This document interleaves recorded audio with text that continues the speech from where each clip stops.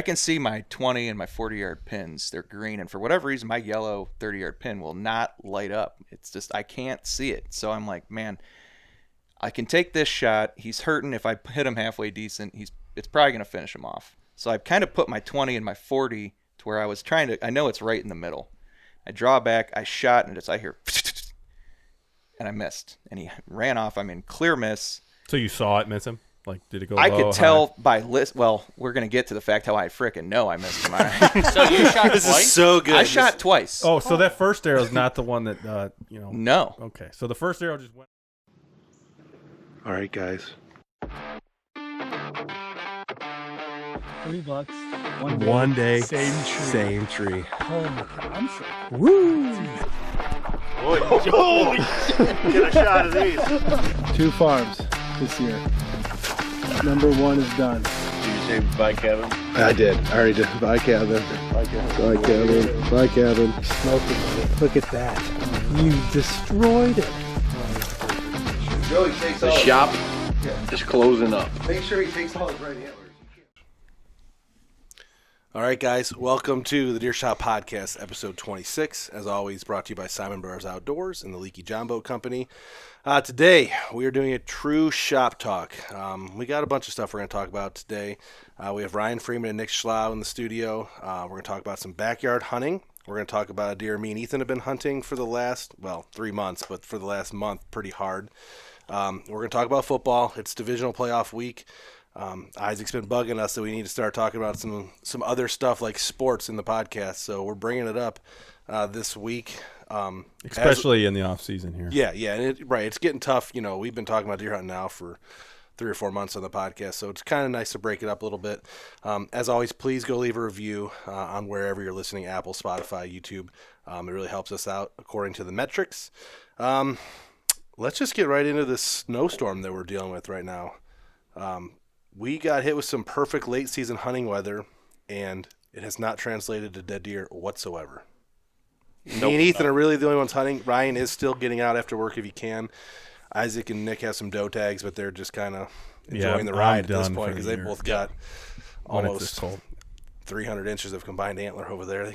They can just sit and gloat if they want, I guess. It sounds fun to go hunting right now, but to do it, I'm not going.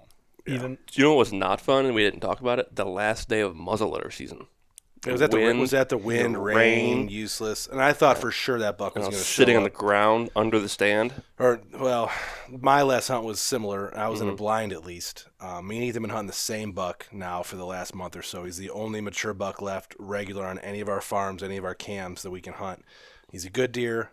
He did break his G4s. He had two probably 4 or 5 inch G4s on each side, and he broke them both. They were inline G4s. They were kind of cool. They kind of like tuning forked out, but he broke them both off. This deer was around all summer, off and on all summer, and we had some good velvet footage of him. Early rut, he was around, or early deer season, I should say, he was around because Isaac and me both had encounters with him in this.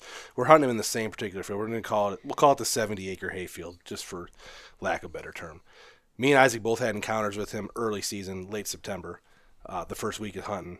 Then he kind of disappeared. Some other deer started filtering into the farm, and he just took an exit, and he was gone. Most of October, showed back up during the peak of the rut in November. Just like 1 or 2 times he came through the farm, he hit multiple scrapes, and then he disappeared again until about second gun season is when he showed back up, and we've been hunting him hard since second gun season. He's been very visible from the road. He's feeding in a couple fields. We have permission to hunt one of the fields that he's been feeding in. I've encountered him, I think, 3 times this year, maybe 2 times, 3 times. Ethan's encountered him once, but it was twice on the same day. But this deer, and it's part of what we want to talk about today, I kind of get the feeling now that he's sort of hunting us at this point. Yeah, he's just watching us walk into the field. It's amazing how often we have been in there and not had an encounter, and then the days that we do not hunt, whether they be bad wind conditions or just work, whatever, it seems like he's in there or close to in there. And that's too ironic. We talked about this before. It's too ironic to be that consistently in his favor. Well, yeah, and I would imagine because of the way the field's set up and where the bedding area is, he can sit in that bedding area and see the entire field. It's so flat in that area where you're hunting. Yeah, There's not really any dips or anywhere for him to be hiding. It's very flat, swampy, flat. a mixture of, it probably hasn't been logged in a long time, but there's some very mature trees, but there's a lot of swampy open areas where the ash had died and it, the underbrush has grown up. But he's got the perfect setup to where no matter what, the only way we can possibly access the property, he can watch us. The day you did see him twice, he watched you get in the stand and left, came back, Looked at me from 85 yards away. Yep, he's still there. Turned around, walked away.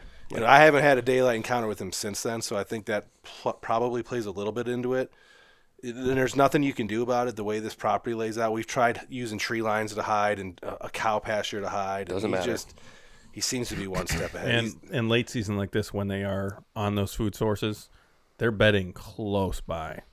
Yeah, like he's not wandering a quarter mile to get to that. No, because I have a lot of cameras on escape routes and I haven't got him. Now, and that's not saying, we know he is moving around a little bit, obviously, and he is feeding somewhere else besides his hayfield because he's not there all the time. But it's if there's 7 days in a week, he's there 4 out of 7 feeding overnight for multiple hours. So he's spending a lot of time feeding in this field, and then I'd say more than wherever else he's going, but he's also feeding somewhere else. I know there's guys baiting him somewhere in the area probably, but and he was chasing and bugging does. I don't know if he still is, but he was during muzzleloader season. Yeah, he was definitely still rutting. The week prior to muzzleloader seasons, when I watched him from the road, chase does around the field, and then during muzzleloader season, I had an on-video encounter, and he was more interested in what was happening around him than feeding, does, and just he watched an Amish buggy. We talked about this on one of the podcasts. Just walked down the road and. Are you considering his bedding area to the west? North. If he keeps going west, it's all open to the west. Like there's nothing. Yeah, there's nowhere for him to bed west. Right north side of the field. Yeah, right it'd be I north watched him side get of up. the field. Yeah. We found a shed in this field last year, so we know he uses it a lot. He was using a section of our farm late season last year, and he's not this year. I haven't got him on it at all. I've tried throwing out some bait, tag to cam. So he's staying pinned just to try to get something of him, and he's not hitting it. So he's staying pinned to where you guys are hunting, and you think somewhere to the north probably. Yeah, and I think to the north is where someone's baiting him. 1 or 2 people are baiting him up that way, I'm sure. It is hard to tell because if they're still hunting this time of year, they're pretty hardcore. There was not a lot of many people hunting now.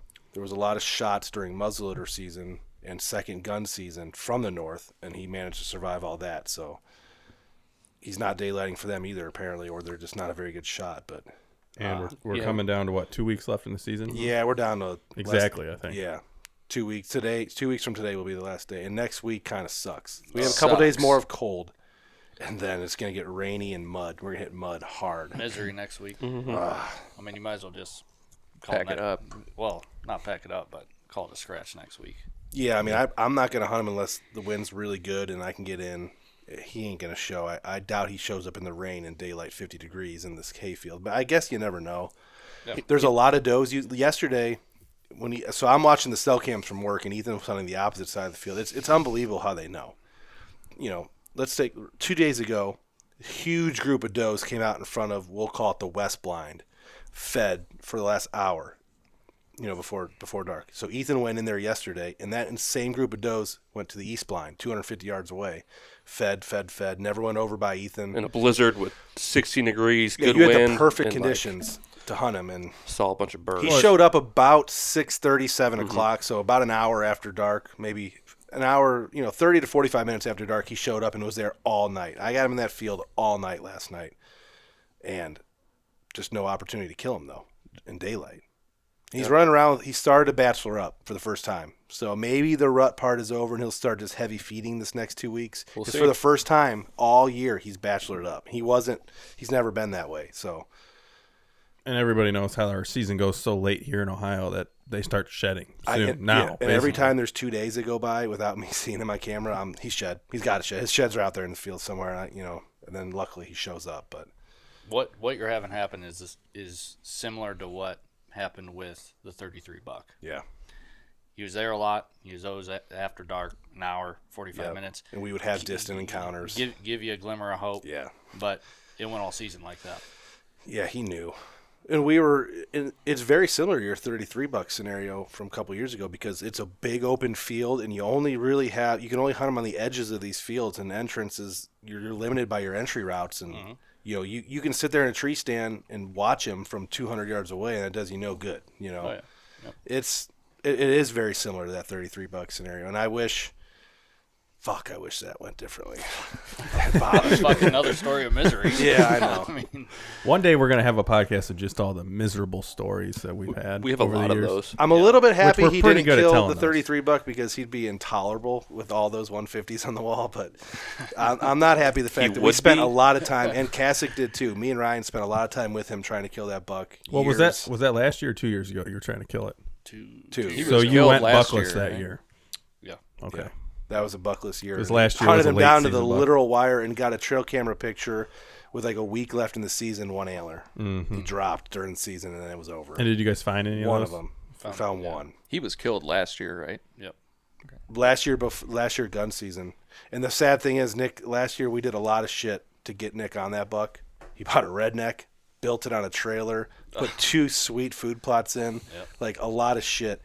And that deer didn't want anything to do with it. And then as soon as those deer died over there, that place went ghost town, right? Oh, it's a Christmas tree farm now. Yeah, it's trash. I mean, that's a whole podcast in itself. But, Yeah. But Neighbors. the neighbors, they run that place to the dirt. It was very nice that one year you had, the year that you almost killed the 33 buck, even though there was insane pressure and you lost a lot of deer that year too to neighbors, there was still a whole bunch of shootable deer that year. And it came close. So they had a random like 180 show up that we know nothing about, and he never came back. That you found a shed from a fucking gift shed. Oh, You found a gift shed in a bait pile of a 180-inch buck. I mean, that never happens. And we never know what happened to that buck. no, never show back. Did we ever score that shed? I thought we. Yeah, it was like 70. It was right below that one. It was like 77. Definitely I the think. second biggest that we have ever found. Yeah, so he was a mid-70s deer. Yeah, the mass was insane. on Yeah, it. crazy. Did your dad harvest his buck 2 years ago from the 33? No, his dad's killed the same. His dad shot 2 property. bucks from the same stand. Okay.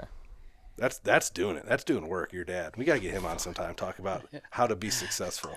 Computer chair, tiled floor in the redneck. The best part no about Craig. This is the best part about Craig. The way Nick talks to us, his dad talks to Nick that way. like Nick will throw out his insults here and there and blah blah blah, and his dad just does it straight up to Nick, bald face, like not even like a wink of fucking emotion. Just Everyday occurrence. Everyday occurrence. learn from the master. But Craig's killed 300 inches of antler in 2 years just sitting there during rut. No. Man, that's awesome. Crazy. Yeah. So yeah, we're hunting the shit out of this buck, and it's right now. There's 6 inches of snow on the ground. Are you hunting tonight? I haven't decided yet. I would say you probably should. I mean, Because you can count the good west- days on one hand. that The you're gonna east have. blind is fucked. Mom got a phone call from the neighbor lady who was walking.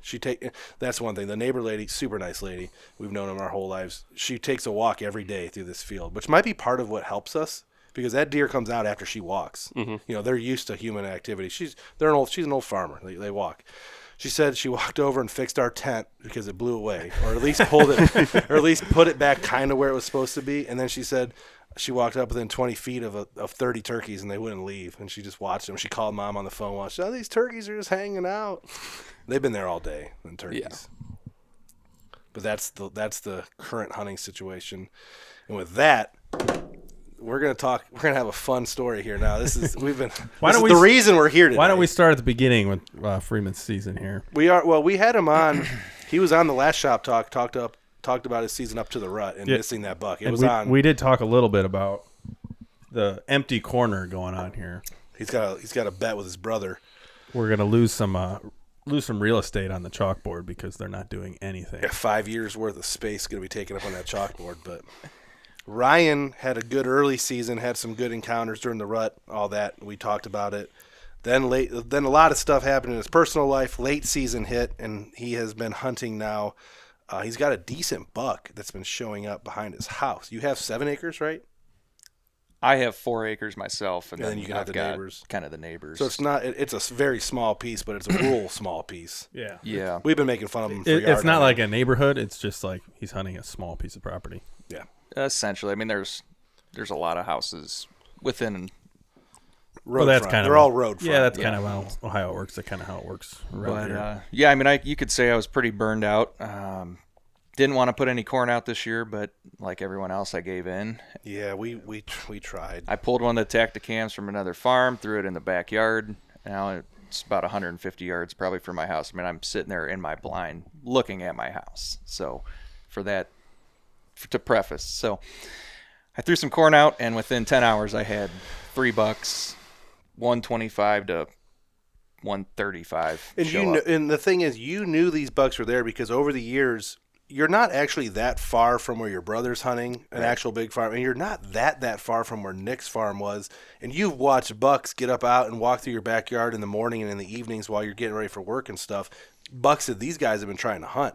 Right. On actual properties, farms, a mile away. But Brian has watched these bucks over the years use his backyard or the area next to his backyard as like a bedding area. Essentially. Yeah. And for the record, had I not shot a 106-inch giant last year, I probably would have tried to shoot the buck that Alex was after. Because he was kind of a regular in the morning. And that deer, walking through my property. Deer got killed by the same people who killed the 33 buck. Mm-hmm. Yeah, didn't you call him into your barn one time or something almost? That was, well, with those deer, they all are kind of in the same category of 9, 10 point, 135, 40. Yeah, they're 4-year-old, just like the buck I shot. 3-4-year-old bucks. It all, without having pictures or really getting good looks at them, it's hard to tell if they're all the same. Now, a couple of pictures I have that I took out of my cell phone while I was brushing my teeth out of my bedroom window clearly show that the buck that Alex was after was a regular user for a period of time, walking through my property or the neighbor's property. In your garden, right? He'd come eat your tomatoes in the morning. He had come get my Once tomatoes. again, there's not enough mature bucks for the amount of people hunting. Yeah, this goes. There's just nowhere near enough mature bucks for the number of hunters. And it just shows you. So your brother is hunting on a farm. I don't know. It's a mile away. Half mile away. I think it's 2 miles. I thought we did 2 miles as the crow flies. Something like that. But he's going through all these backyards, so he's probably walking through 30 backyards to get there. Oh yeah, I was getting. And 10 of those people could be hunting. So that's all these hunters going. And we don't live in the city. I want you guys to know that this is not the city. This is farmland. Yeah. There's just a lot. The deer move a lot. Yeah, and there's just people that live here. We're out in the middle of nowhere. I had pictures of that deer 3/4 of a mile from him. Yeah, and we're all on top of each other in circles, so it makes it interesting. But and it does make it interesting because imagine if there was a year where everybody shot their mature buck they were going after. There wouldn't be any deer left for the next year. They would all be dead. Yeah, I mean, it would do a serious. Like if everybody got lucky and all those mature deer got killed. You hope that there's enough other deer to make it up, but we haven't had a year where everyone's killed yet. In the years where we don't kill, it seems like they're followed by a good year. So, I mean, there's that, But anyways, we're hunting in your backyard. So we're in the backyard, yeah. So I put a blind up, got a tide wee, and tried to figure out how I wanted to approach hunting this small piece of property. And I have permission to hunt the north side, which would be a neighbor who's planning on building soon, which is like 6 acres, and it was cleared out by the person who sold it recently, and it's kind of a bedding area, so I didn't really want to go into it, set up a blind. I feel like I'd be pushing everything out, so I'm trying to draw them out the south and north side into my yard, and I've had, I don't know, 1 million deer. I mean, it looks like a cow pasture, as Nick says when he's driving by. It's going to be a muddy mess in the spring. It's going to stink like hell. Just raccoon. It's just raccoon shit. So Put your garden right there. Yeah. So I start hunting it, and I hadn't had any mature bucks come in, but I have a ton of does, and I need to try to figure out how I want to tell this story in line. Apparently, I can't shoot out of a blind. I think I've only ever shot one single arrow out of a blind in my whole life before this year. And I think it was in the Seafield when I was in high school, by where you killed Massey. I think I may have shot a doe like 15 years ago. Did you shoot one last year? Last year. Out of the radix. No, I shot out of the radix. That's a blind. Yeah, but that's an elevated blind, and you can windows almost to stand the up. floor, Yeah, I mean, when you're actually on the ground at ground level. Once this story finishes out, you may want to elevate your blind. I need to do something different. Well, if anything, all this talk and chatter and looking back makes it look. And Isaac has said this before. We got a little bit complacent, I think, in the last few years, and we don't shoot as much as we should. No, we sitting, definitely don't standing, bow, blind, gun. When we were young kids, we just shoot all the time, so it was very second nature. Well, now we're adults with jobs, and I think the mentality is, well, I was really good then, and I've never had a problem then, and it's like riding a bicycle. So I can go out, put a couple arrows in the target, I'm good. And But then you're these not. pressure moments come, and we shit the fucking bed. Yeah, just like shooting a gun. Caleb shit the bed this year. Shit the bed. Shooting a bow long distance, I shit the bed this year. It's the same deal. Yeah, Used to be able to out make west, those shots. Out west, man, you shit the bed. Shit the bed bad. I missed a 150-inch buck 3 times. Yeah. Fuck. Yeah. Damn it, what is wrong with me? Anyways, back to your sucking. So we'll go back. You know, I pretty much have the opportunity to shoot a doe anytime I want. Really, from either of the farms I can hunt. I pretty much always have. I mean, most of us have the opportunity to shoot a doe, and I'm trying not to, I guess, as little intrusion as I can. So I decided to shoot at a doe, and I missed, and I was upset about that. It was kind of late. Don't know what happened. After you missed a buck already this year. That was after I missed a buck. So this would have been my second miss of the year. 30 yards. I actually remember as I was at draw thinking, like, I've never held a bow so steady. Like, it felt perfect. Like, it felt perfect, and it just That's how my gun shot felt. I just missed, and I'm like, all right, whatever. So I decided I'm going to take the bow, and I'm going to go shoot. So Ethan gave me a tip. He's like, well, maybe you should try the Illuminox, because I didn't try shooting with the Illuminox. So then I did different combinations of knocks and field points and rage practice tips, and 20 yards, 30 yards, 40 yards. The only variable that wasn't working was me. Yeah. And so we had muzzleloader a couple weeks ago, and I decided to go out with my bow, kind of redeem myself a little bit with a 20-yard shot on a nice doe. That feels good when you do that. Felt good. You know, I got the bow shooting. I mean, I proved to myself I could shoot it. Nick did that earlier this year, just whack. Now, was that at one of your big properties, or was that in the yard? That was on the Big property. yeah. Give So- away names. Hey, do you want me to take that out? Yeah. Everybody knows where we live. You could give it a little bit of a beep. Whatever. I mean, it's a generalization. So Timestamp Yeah, I'm time stamping that. I harvested a doe. Felt good to shoot my bow. Proved myself I could shoot it. Harvest a doe with the bow. Felt good about it. So then we got this cold front to come in, and I start getting closer and closer to daylight on my buck. Last Sunday, we're watching football in your basement. Yes. Yep. And Good Sunday, What a though. fucking it was a great good Sunday. it was. Great Sunday. We'll get there too. But Yeah. my big buck daylighted, and he spent an hour at that corn pile Yep. In your yard? in my yard. So the next day, Monday, I got home from work early. I snuck out there. It was balls cold. And I had a bunch of deer come in, and I had a young buck that was sitting there looking at the woods in the north side. I had a feeling that, it was getting later that I was going to have a buck come out. Well, it wasn't the buck I was expecting. It's like maybe a 2-year-old 75, 80-inch buck, and he's really hurting. He hobbles over, and I go full draw, and I saw a deer coming out the south side. It looked like it'd be a little bit of a bigger body buck. But if you're sitting in one of them tideweeds, you can see through it, but you can't actually see through it, especially when it starts getting dark. Oh, so you're talking about the ones that are like open all the way in the front. Yeah. They're like mesh that you can see through. Yeah, so I'm full draw, and I'm kind blind, of so I can't see anyone. I'm kind of holding down, waiting to see if he's gonna make his way up. And I'm like, man, I got my shot right now.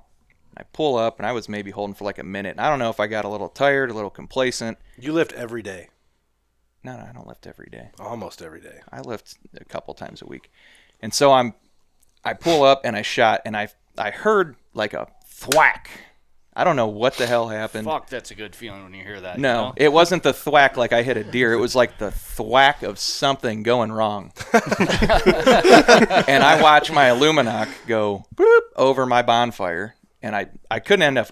When I got out at the end of this hunt, I never found it. I don't know if it went into some tall grass. Oh, and so just the arrow buried- hit something, it came ricocheted. off. I don't know if I hit if I was not paying attention enough and I held low, which I would think. I've been trying to figure this out. If I didn't hit it with my broadhead, could I hit it with the shaft? Or do you hit it with your limb or your bow or something? Did your bow hit the blind? No, I was definitely far enough back. But I'm just saying, I was looking for like a cut on there, like my... Nothing? No, I didn't see anything. And I shot a fixed blade. I didn't shoot my rage. So you would think there'd be at least some kind of slice. So I was like, could the shaft somehow hit? If that's your problem right there, you shot a fucking fixed blade. Yeah, if you I shot, shot- Boo, boo. I shot my doe with a fixed blade. Yeah, cheap. I have 2 fixed blade and 2 mechanical broadheads I already in my found your quiver. problem right there. But Well, it depends. Continue. It depends on what I'm going to shoot through. If I think I'm shooting through a clear distance, I'm going to shoot my rage. If I think I have the opportunity. Garage sale collected broadheads. All right, Muzzy MX3. MX4. Oh, man, I shot those when I first started, 2008, 7, 6, somewhere around there. That's Teenager. all right. It's okay. Regardless, so anyway, the arrow so- or bow hit something. Something happened. Is it it didn't possible sound your right. Illuminox fell off? That happens. Nick doesn't shoot lighted knocks anymore because his knocks don't stay on. Or the Well, knock they- exploded when you shot. That my happens knocks, too. they always explode. Like, Especially with it being so cold. It looked like fucking explode. I mean, it did. It's possible your knock flew off your arrow. Or it could be simple that he missed.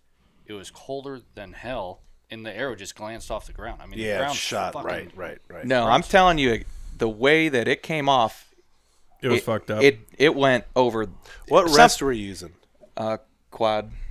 Is there a chance Got froze. it was Something- down? Is it a chance that, like, you went up, you went down, and maybe your rest was down and not? You know what I mean? I tried- 'cause if your rest was down, when you release, it'll bounce. The angle will push it off the bow. Maybe that's what happened. You know what I I mean? don't know. It'll fuck that up hard. So, and I didn't really have enough time to think about it because as this happened, all these deer kind of scattered a bit and they were all still kind of hanging out. I mean, that buck was hanging at like 50 yards just staring at me. So I re-knocked. Well, I guess I didn't draw back right away. He made his way over, and it's getting very limited on light, especially in a blind. Yeah. And so he makes his way back, and he's eating corn. I decide, I'm like, man, this guy is really hurting. I can kind of see my 20 and my 40. You were willing to put the 80-incher on that board for 5 years. You're doing it. Well, I was willing to do it. I was doing a mercy kill. I mean, this deer ain't gonna. We make have it. mercy kills on that board this year, so So it was. I was going Sometimes for. there's an asterisk next to it if it is a mercy. Yeah, you have. There's to, one up there. Sometimes you have to do. Ethan got a mercy kill doe this year. Matt Spaniel killed Got a him. mercy. So mercy I'm kill going. deer I'm drive. going mercy kill. I clearly have no interest in shooting Yeah. this deer. It's late season. The odds are low, and I decide what the hell I could use the extra meat. So I can see my 20 and my 40-yard pins. They're green, and for whatever reason, my yellow 30-yard pin will not light up. It's just I can't see it. So I'm like, man, I can take this shot. He's hurting. If I hit him halfway decent, it's probably gonna finish him off. So I kind of put my 20 and my 40 to where I was trying to. I know it's right in the middle. I draw back. I shot, and I hear.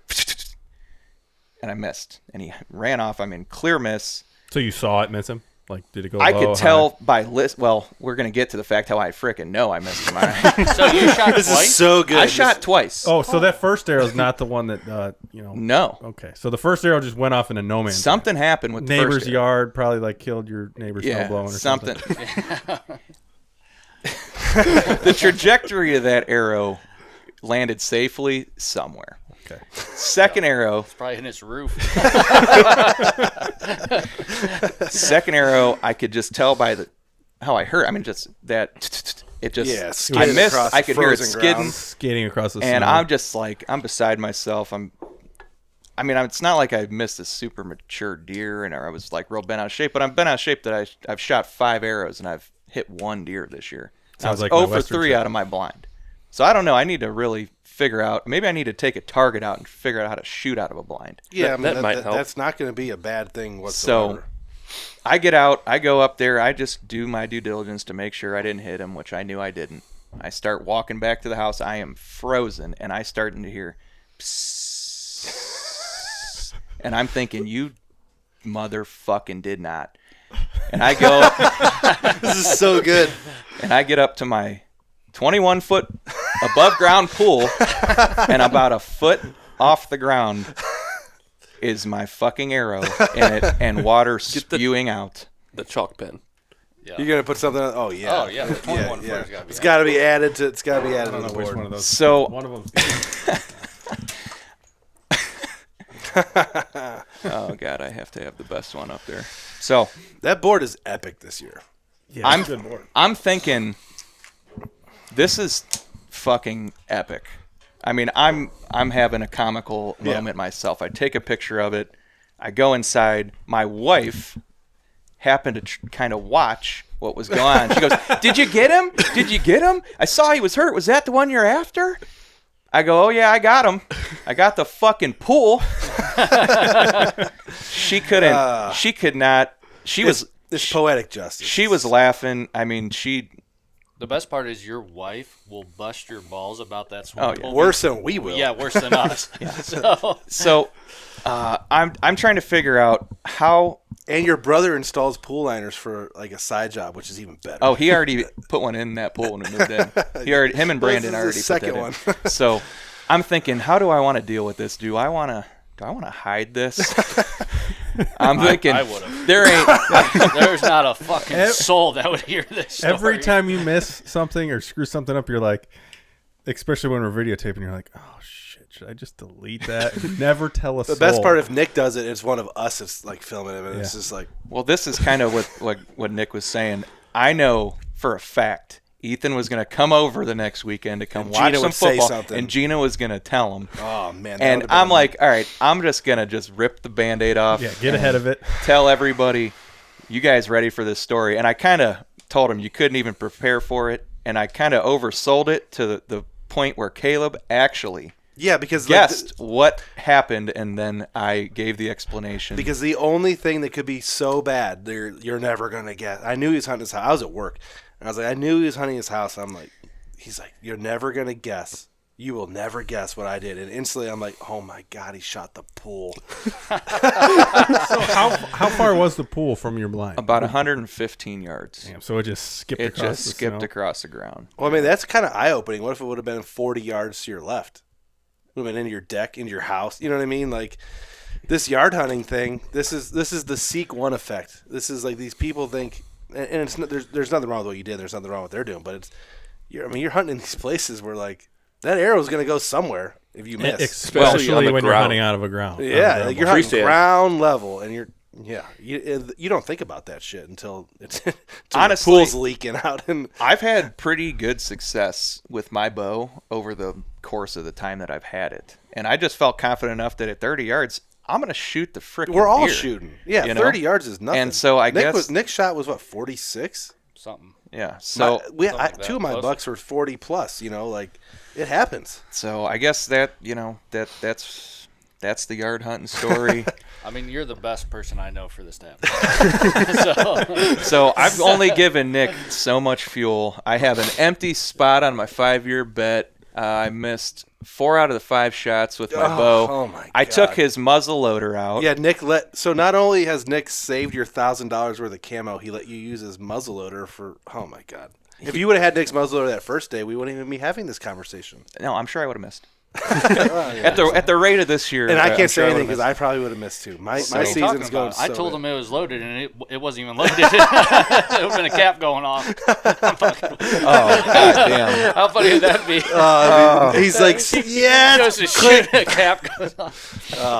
So I've given a lot of fuel. Well, that's what happens when we put this and this board's tongue in cheek. We have it up here because it's fun, and we've had it for 3 or 4 years now. But the best part is, once it gets put to print like this board, now it starts to kind of sink in a little bit and get to you. And there's a lot of things we got to add to this board. Like Jay over here with his unimpressive booner and his bear and his elk. We can put that he missed 5 fucking times with a muzzleloader when he came over to hunt this year. We haven't talked about that yet. Yeah, none of my misses are up there either, so that's pretty cool.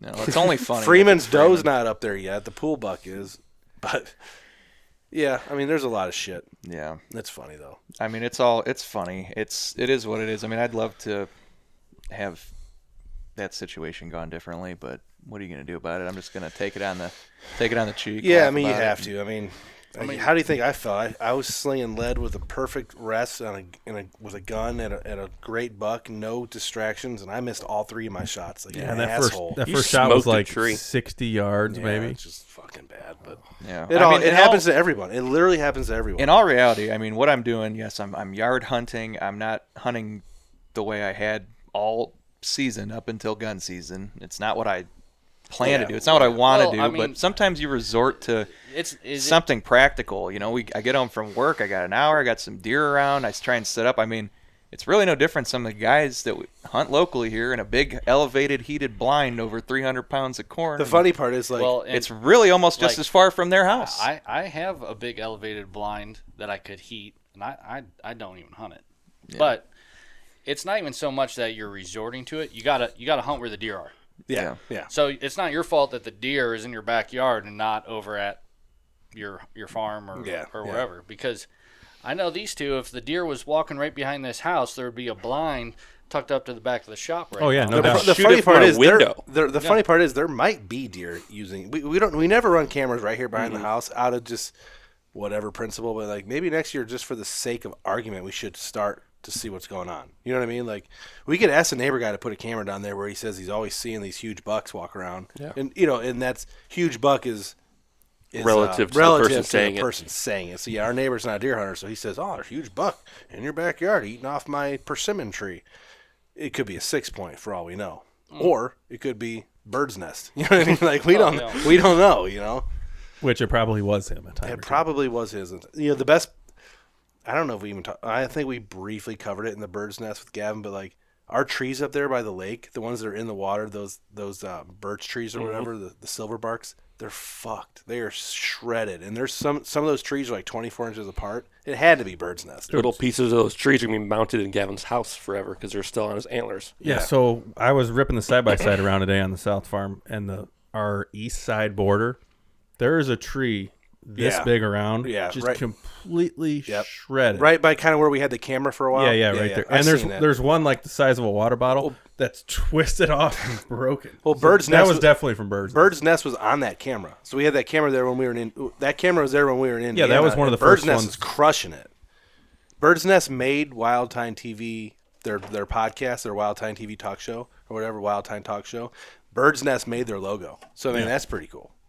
And we're gonna try to get them guys on next week, to talk about sometime soon to talk about their podcast because they started a podcast, which is that'd be cool to have multiple of these outlets available. And we're like officially in the off season. Yeah. So it's guest time. But speaking of off season, let's stay with hunting for now before we get into sports talk. And me and Nick are probably the only ones that have listened to it, but Hunter, which is talked about a lot on our, we reference Hunter a lot because it's one of the bigger podcasts that our type of people listen to. They had Waddell on recently, and everyone knows Michael Waddell. He's one of the fucking 5 Mount Rushmores of deer hunting and social media, TV hunting, all that. They had him on, and he was talking about, I liked it. It was a good podcast. Oh, yeah. And they talked about the hunting industry, the evolution, and this and that. And there's a lot of things that came up that he talked about, and one of them was he went straight to the point and brought up, everyone who runs a YouTube channel like us says that we come on very strong about not having any sponsorships. We can talk about the things that we want to talk about, true to our heart. Our content is our content. We're not persuaded by any outside influences to talk about anything. Like there's no one that's influencing us to talk about anything on the show. But I'll use the exact terminology that he used. If Hoyt shows up and hands us 8 bows and $20,000, yeah, we're doing it. You know what I mean? Are we all becoming Hoyt guys? And half of us are Hoyt guys, but there's Matthews guys in here too. But if I gotta text Nick and say, listen, I know you have a brand new Matthews Phase 40 you shot one time and killed that 150-inch buck, but Hoyt just offered us free bows and $20,000. You're getting whatever bow you want. That might have to happen, right? We talked about it on the last podcast with Aaron. Yeah, it's like if First Light shows up and says, "Here you go." Yeah, everyone gets a suit and $10,000. We're probably going to be sponsored by First Light, brought to you by Meat Eater, Steven. But that's one of the things he talked about too. Why he's a lone wolf and solo, because it makes the companies easier to sponsor him. And he's smart. Because they only need to give one set of clothes, one bow, one. That's why this is in reference to our last podcast. If you want to listen to it, as a one-man band, it's very easy for him to pick and choose companies, endorsements. We're officially a 4-man band, but we have 10 guys on the wagon. You know what I mean? So if a company would come to us and offer something, it would have to work for all 10 of us because Nick has content that he can bring, and Freeman has content that he can bring, and Kasich has content that he can bring. And then Alex has content the whole Gore he can bring. thing too. That's Gore. Our most popular content. Gore provides us so much that we'd have to outfit them, and a group like us, which is a big group of guys with a similar goal, it's a little bit harder than one-man band getting a complete free camo suit every single year. But we're also not in it for that. No, we're not in it for it either. And that's what you guys $20,000 about. Can go real far on all our farms. You know what I mean? Yeah. $20,000 can get Ryan a camera outfit, and it could do a lot of things for guys. New liner for his bull. Exactly. Well, and that's what when Aaron, you guys talked about it with him. Obviously for the people that listen, it's what is your goal? Now we're in a position where that's not our goal. Yeah, our goal is to go to one work, come home on the weekend, and then come here, shoot a deer, hang out, drink some beer, drink some bourbon, watch some football, go back to our houses, eat dinner with our wives, go to bed. Like, our goal is just to fucking have fun. Right. Yeah. But if someone fun. came to, SBO with the idea that they like what we do and they want to try and sponsor us with something like that, if that were to happen, then that's the best case scenario, because you have nothing to lose. You're doing what you want to do, and you can have that option. Right. So, I mean, not trying to pursue those sponsorships. We haven't had those opportunities, but I hate to interrupt here. No, go ahead. But we are watching Luke right now get ready to go hunting. Dylan and Luke swapped complete fucking lives. Yeah, right. Dylan quit. Here is Luke. What is it? Luke. January. Yeah. He's already got a 146 on the wall. January 20th. Yeah, that he killed with his bow from a hang and bang with no bait. I mean, he fucking did it like a man. And here he is. He has no reason to hunt. He's over. He just got done ice fishing. All day. Yeah. He ice fished all day today. He's been sitting in that little hut. I went and checked on him 3 times to make sure he didn't die of carbon monoxide. You know, the great thing is, he's the only one of us that can grow a beard. And there he is doing manly. Yeah, there he is. Giant blonde beard. Yeah, doing manly shit. Man, he's really gone up in the roster because he And was. the best part for Luke was Ethan came home and we realized he's not dumb. Well, yeah, that's what I'm getting at. He kept hunting when Dylan quit. Usually it's the other way. So Luke took a step forward on that. Yeah. He proved to us that he is not the dumbest Simon, because Ethan took that fucking. Yeah, Ethan came home number 1 title. I should wash my shaders.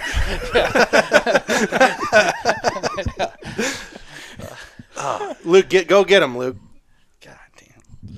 But yeah, so like the logistics, back to what we were talking about, the logistics of trying to outfit us with sponsorships would not work. There's no way. We're kind of unsponsorable unless it was like Busch and Light. here we are. We're sitting here drinking Miller Lite and Stellas. Yeah, and normally this is a Busch Light podcast, but guess what? Ethan didn't fucking buy any Busch Light this week, so all we have is remnant beer that Isaac's future father-in-law, got us in this refrigerator. We got Stellas and Millers and Coors. And some Fruity Tooty drinks. I also didn't drink any of the Busch Light that was in there, so that ain't my problem.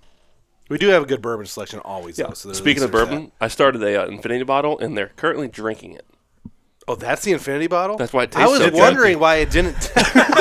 Shit, I was not supposed to drink this. You're supposed to put it in a different bottle. I told you that I have empty glass bottles. Label it. Right. Or you get a fucking decanter. So what's in here? Elijah Craig Toasted Barrel and Buffalo Trace. Oh, not bad. No wonder it's gone. Actually, I'm not going to lie to you. The Piggyback 6-year is better than what's in that. That's debatable. That Whistle Pig 6-year was better than what's in that bottle. Yeah. I'm telling you, I'm drinking it right now. It's better. Anyways. Yeah, we're not going to have we should have a bourbon podcast. We can. We got to do 52 of these a year. That's true. I can supply the goods. Sponsorships.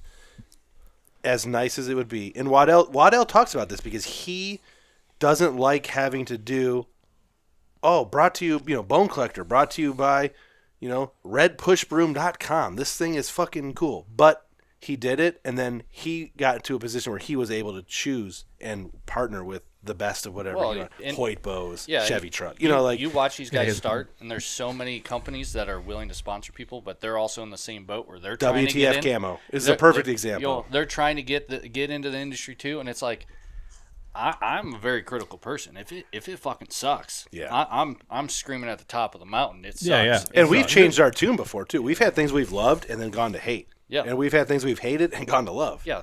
Yeah. So it's like, I still can't believe you shoot a Matthews, to be honest, but I still believe in it. Yeah, I shoot a Matthews too. Yeah. I kind of hated it. Yeah, you missed a whole shit ton of elk and all kinds of mule deer, and Nick over here had to blow up on him twice. Yeah, I missed a mule deer once too. Not this year though, but I'm gonna blame the one on me. I still take the blame on that. Whether I should or not. Well, after my blind hunt, well, it worked. It actually worked out because you let a stud live. By your bow blowing up, you let a 7x6 3 or 4 year old, we don't know, live and killed a 5 or 6 year old 150. I mean, fuck. It worked. It worked out like beautifully. Yeah, but we didn't know it at the time. I'm not mad about what happened. No, but it'd be hard to accept bullshit sponsors. Yeah, and I have a hard time with that because we are nobodies, but at the same time we're growing. And, we're and I would feel hard in my soul if we accepted a bullshit sponsor because we would hate ourselves for that. Yeah, 100%. We would hate ourselves. There's no way we could do it because we don't rely on, unlike Aaron Olson and unlike Michael Waddell, we don't rely on this for anything. This is all just, if this sucks, we're not going to do it. Well, the obvious answer is this costs us a lot of money. Yeah. This so if we didn't like to do this, we would make a lot more money. Yeah, this costs us money, and we only will line up with things that we really like. Yeah. And this is not for our livelihood, unlike those guys. So they have to play some games. And Waddell talked about it. Aaron Olson talked about it.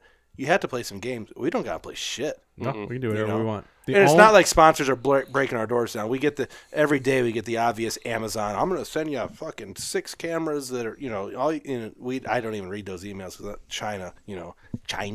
Like, we're not doing that shit. But we've had some better companies come at us, Bushnell and stuff, and try, but the commitment wasn't there. It just doesn't fit. It wasn't there. What camera did you guys smash on video? Like, you recorded yourself Tacticam. smashing. He smashed a Tacticam. I would do it to every one of them. In the fucking woods. Every guy that's on Facebook saying, "Oh, Tacticams are the best," you haven't bought any others because they suck. We're gonna have one of the guys that works in Tacticam corporate on this podcast here soon. Oh, that'd be excellent. Yeah, Pat's gonna be on here eventually. We'll get him on. But to be fair, and the camera, I wish you wouldn't have smashed that camera. I'm happy that you did, for the sake of argument. But like, those original Tacticams actually weren't that bad.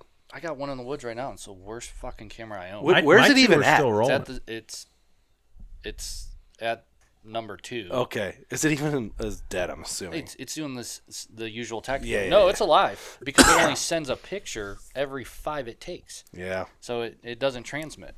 So it's we'll get those guys. My Tacticams are still chugging. I figured out why mine weren't sending. They weren't dead. I changed my card so they weren't like paid for. Oh, well, what because the fuck? I was wondering. New year, new credit card. I went in there and like, oh, you're thinking because it doesn't show it on the app. It just shows no pictures, and you didn't unless you got the email saying. So you didn't tell me that. So I'm like, you're telling me the camera was. I figured it out yesterday. Nick's had so I'm gonna be a devil's advocate. Nick's had this problem with Spartan forever. What? You have some cameras that, for whatever reason, on Spartan's app, they keep dropping. You'll have your cameras dropped off the Spartan app, and we'll be like so fucking pissed because we know it's on a hot scrape in October, and we'll go check it. The battery's full, and the memory card's got bucks, and it was dropping off your plan for some reason.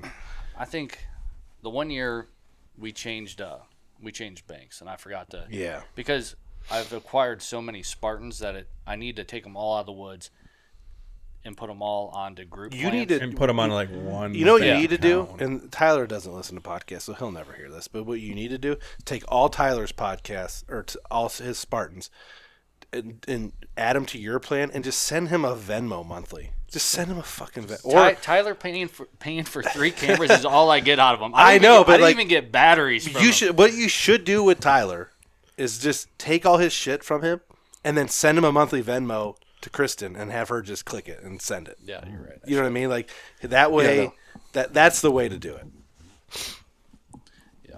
But yeah, that's why my reels weren't working. I got a new credit card, new year, activated. So they should be working now? They're working now. Yeah. Okay. I fixed it all yesterday. Because you said the batteries are good. I'm like, dude, there's no way there's been no pictures on this camera for 24 hours. That's, Did it give you some kind of notification when you logged in? No, the only thing that it would have told me is I wasn't getting like the bill from Tacticam. But the app doesn't always work like with the internet. There's only certain things you can do on the app that you can't do if you log on the computer. I've never logged in on the Tacticam on the computer, so I wouldn't know. But a couple other things from the Waddell podcast before we get into sports. He talks about putting on an act, and I can confidently say that we don't put on any acts here because we're too stupid for that. We're not actors, but like, he alludes to hunting celebrities that put on an act in front of the camera, and it does well. Do you I guess what I'm asking is, are we a fan of that or not? A guy like Tim Wells. Yeah. We like Tim Wells, but he has a Bigfoot encounter on his fucking YouTube that's channel. Part and of his thing. And he's got this shtick, So it is a little bit weird in today's society that people like when there's an act being put on. Because not to call out THP, but that is all an act. Like the goofiness, the non-swearing, the non-drinking, the blah, blah, blah, all that. It's all PC for they YouTube. have to. They do that on purpose. All their editing is probably to church it up. And it literally is to church it up. They have to edit the video so that they don't get fuck God. And they have actually included swear words in their videos that are muted. But like, we're all hunters. It is. We've weird. all been in the industry. We know what it's like to do this, do that, and Well, we know what real people are like. yeah, and there's just That's no real. way. Yeah. Did you ever notice that Aaron's draw will get deeper sometimes when he's like talking? Like he'll throw a little more twang into it. Because I noticed that. Yeah, and that's changed over time. It's a little Hollywooded, and I can't believe people actually like that. And nowadays, especially on YouTube, it's different if you're watching a movie or show or look something. at Chris Brackett. I mean, he was the ultimate and actor. obviously, like, he was a character. Not even Waddell was obviously aiming that question towards Chris Brackett, who called him out on his. When Brackett was on Hunter, he was calling Waddell out. So then Waddell's like, "I don't put on an act. I'm just me." There was friends, and he talks about how like early on there was friends that called him out for putting on an act, and he changed back. That Brackett podcast, I don't know, man. I'm gonna have to side. I'm gonna have to lean towards Team Waddell and less Team Brackett on that. You know what I mean? Like I can't. That was. Well, I think you could spend 5 minutes watching either content and make that decision. But you said as a kid you loved it. Yeah, because I was a 12-year-old kid shooting my bow in the backyard, and he's shooting arrows through PVC pipe and shit, spiked hair, gay. Affliction shirts on. Yeah, I mean, I feel you on that. And then the last thing, my computer died, but I got it memorized. The last thing that Waddell talks about that I want to bring up, and this is a perfect for this group. Is it harder to work, save up money, buy property, or manage property, and do everything on your own 80 to 100 acres than it is to become just a pure public land hunter? For us, the answer is easy because there's no public land here. We can't fucking hunt public land here. There's literally none. There's one, and it's tiny, and it's a bird release program and fishing spot. It's not for deer hunting. So we don't have the option to even hunt public land here. You only have to hunt private. And Waddell talks about like these guys that hunt, and I agree with him, and I loved it. These guys that hunt public and shoot a buck think that they are above people that are buying and managing and shooting out of a redneck blind like you have a bigger buck. Mm-hmm. And they think they're above him. And he's like, I don't think that's true because that motherfucker who works, provides for his family, and buys land, puts his own money into that land, is doing a lot more for the deer herd than some guy who buys a license and then runs all over God's green earth trying to find a buck on public land and shoots the first 120-inch 3-year-old that he sees. Yeah, and you know what I mean? I think some of this is going to wear off, some of the allure of I shot my thing on public land. Because it's wearing off right now because the public land's Nick's been making raped. this argument for years. Yeah. Public land's getting raped right now. You know, if we had big public land around here, I would hunt it. Oh, fuck. Because we would all hunt it. I don't get married to a spot ever. So you've killed, your last 2 bucks have been killed at 2 different farms. Yeah, so in every last year, this year, over the last 4 years, I've hunted primarily 4 different farms. So if I had a big piece of public land that I could go and locally go to and scout and run cameras on, I would do that because we have zero. It's all about seeking out the buck. There's fucking nothing here. But when you say you have 5 properties and you're targeting a specific class animal, if you don't have it on that 5 properties, then you don't have it. You don't have it. But if you got 10,000 acres of public land, there's going to be something on it. Yeah. We proved that. We proved that alone by our trips that we've all taken here in this group in the last 5 years and trail cameras we've run on public. I can go throw a random trail camera on public and we can get 150-inch bucks on camera. We've done it. Well, we've gone into public land and killed 120-inch bucks. Yeah. Like first day, like it's nothing. And that's not downplaying public because these are some like this buck right here. This is some of the best shit that we have, and it's some of the best trips we've ever had, and we fucking love it. But to say that to kill this deer as hard as finding that 150 on your limited acreage and killing it, I'm with Waddell on this one. I think it and Nick has been saying this for a long time, and we've gone back and forth on it. But I do think it's harder to find that true 4, 5, 6-year-old 140, 150, 160-inch buck and kill it than it is to go on public and kill this. Oh, yeah. Isaac killed this in one day. Yeah, what are you talking about? We drove there. I set up my stand and shot him the next morning. It's not like there was no difficulty. And some of these hardcore YouTube blowhards, this is like the goal. This is fucking holy shit. Yeah, the only difficulty was finding that property, finding where I was going to set up, doing all that shit, and that was on the computer beforehand. Yeah. That was the only difficulty there was. No, and Doug did it too. Isaac's not the only one in the group. Doug did it. It's a sweet accomplishment. I'm not trying to discredit. But it's our coolest mount. It's completely different. If you took out baiting on private land, Yeah. 60% of the hunters are fucked. Well, because more than that. 45% of them are going to keep doing it. Yeah, well, 40. But if there's no baiting at all, say you had no baiting at all, what crutch do you have on public land versus private land? Because you don't. You know, it's either the deer's there or it's not. And that's what makes places like Iowa great. Yeah, you're so limited on these, especially here where most chunks are under 30 acres. Yeah, like Ryan. Ryan's backyard his only chance would be to kill that early morning buck leaving his bedding area in the pre-rut. Mm-hmm. Otherwise, right now, Ryan, without being able to put out corn, he's going to see a couple deer skirt the field edge, and that's it. Well, so here's the end all. all. Easily. Yeah. The end all right here. So me and you, we primarily just hunt around, our farms. Yeah. And people, make fun of us. Where's your 160s? Where's your 170s? When was the last time a 160 stepped foot on the properties we hunt? At all. Think about it. Name one. If you use 160 as the crux, it's been... He was 160 before he broke. 2017 he died. But we were never hunting him when he wasn't broke. Right. So, they're just not there. And Luke killed a 200 on this property, but that was and not that the deer can't be there that we don't know about, but a deer that we've known about over 160 inches. No. So, I'll be the devil's advocate. I'm reeling back on that. Fucking these drones, we've talked about drones last. There's not a deer that we don't know about. That's been proven with the drones. Well, there's not a deer that you don't know about because of the communication with all the people that are hunting in these and areas. the drone. The drone went up during gun season and found every buck. So let's not talk about the drones too much because we're going to do a drone podcast. Yeah. We'll relay it back. Well, I'm just saying. I mean, if you take the drones out of it, just the communication between everybody that in the area and all these properties. We have gained a lot of communication over the last year, which is nice. Now, if some of these people might hide that 190 inch buck. Luke has been circling. I know. I don't know what he's doing. I think he's going hunting, but I'm not sure. He's putting a backpack on. He's going. He's going. All right. Now he's out. He's finally going out. But somebody could potentially limit the exposure or to a smaller group of friends. Like Nick would never tell me if he had a 190 inch buck. I didn't tell you about a deer over 106 this year. Not one. But I knew about them, and there wasn't anything hidden. So another devil's advocate here thing. People always say, you see these giant bucks get shot, 170s, the 200-inch deer that people talk about on the podcast and stuff. And let's bring up C.J. Alexander. He's like, I never saw this deer before, shot him, blah, blah, blah. Well, come to find out that there's some foul play involved, and people knew about this deer. A shit ton of people knew about that deer. So it kind of, when people shoot these giant 220-inch bucks that they've never seen before, how true are their stories?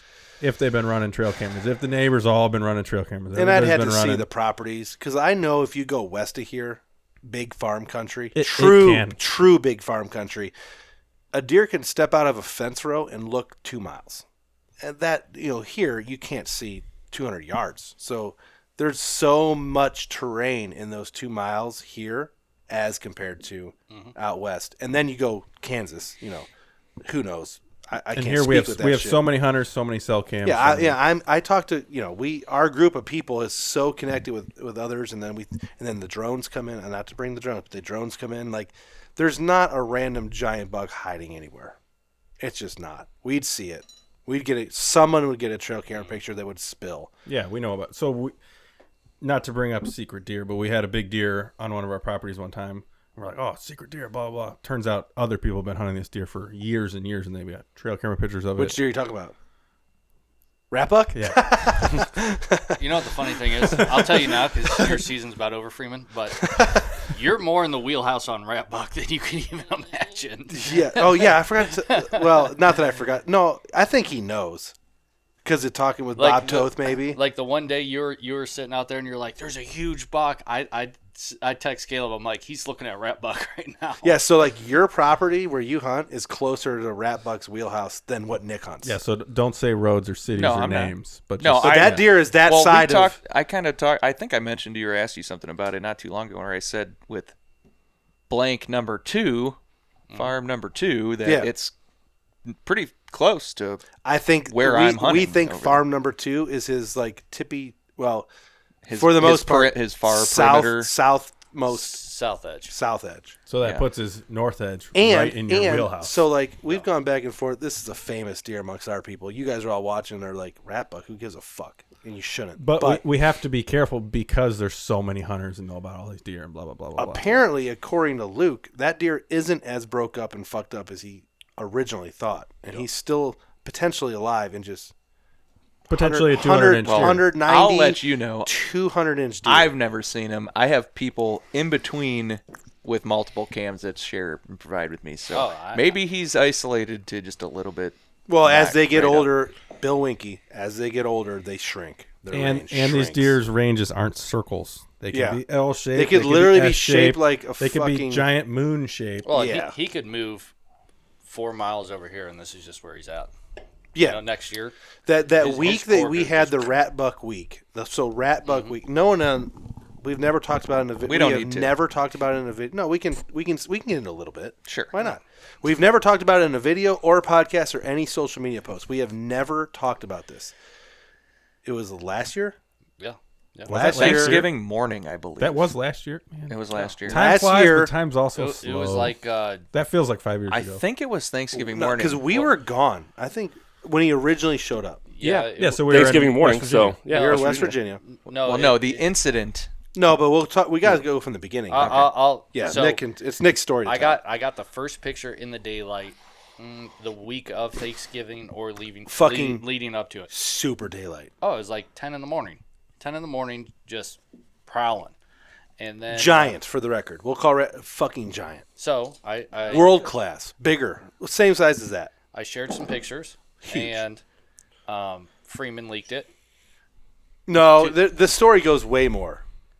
He didn't leak it till after. You had the daylight pictures, started to formulate a plan. We came back from West Virginia, did some things to try to get on this buck. We had a situation where you were hunting and he showed up at a different farm right after daylight. I got the pictures before Thanksgiving. The first initial pictures started getting before Thanksgiving. The whole leak thing happened Thanksgiving morning. Okay. The Friday after Thanksgiving. That's when we got the great videos, which I've never been able to share. God damn it. I got these videos of a 190-inch buck fucking smoking still alive. A scrape. So he's still alive. So you don't... Smoking a scrape. Oh. 5 videos. Perfect videos. Never been able to share. Is that all? Is that all I get? Nick has never been allowed. Is that all I get? Nick has not allowed me to share these videos. No, they're never getting shared. No, I'm just wondering if that's all I get on that because it's not that cut and dry. Well, you leaked so tell the story. You don't have to worry about logistics too much because people don't give a shit. It was Thanksgiving morning. You know, I'm just enjoying the parade with my kids. You know? He pulls this bullshit. I'm sitting back he was drinking beer at his dad's shop. He ain't sitting there with his kids. I'm sitting there with my kids Thanksgiving morning watching the parade, and here comes Walker. Here comes Walker posting a picture of it in our group chat with him and all the all guys. Cropped. He cropped everything but the deer. He cropped everything but the deer. So that left 2 people in question. Is either going to be Dylan or is it going to be Freeman? Yeah. I mean, we were all exonerated because we were out of cell phone service when this happened.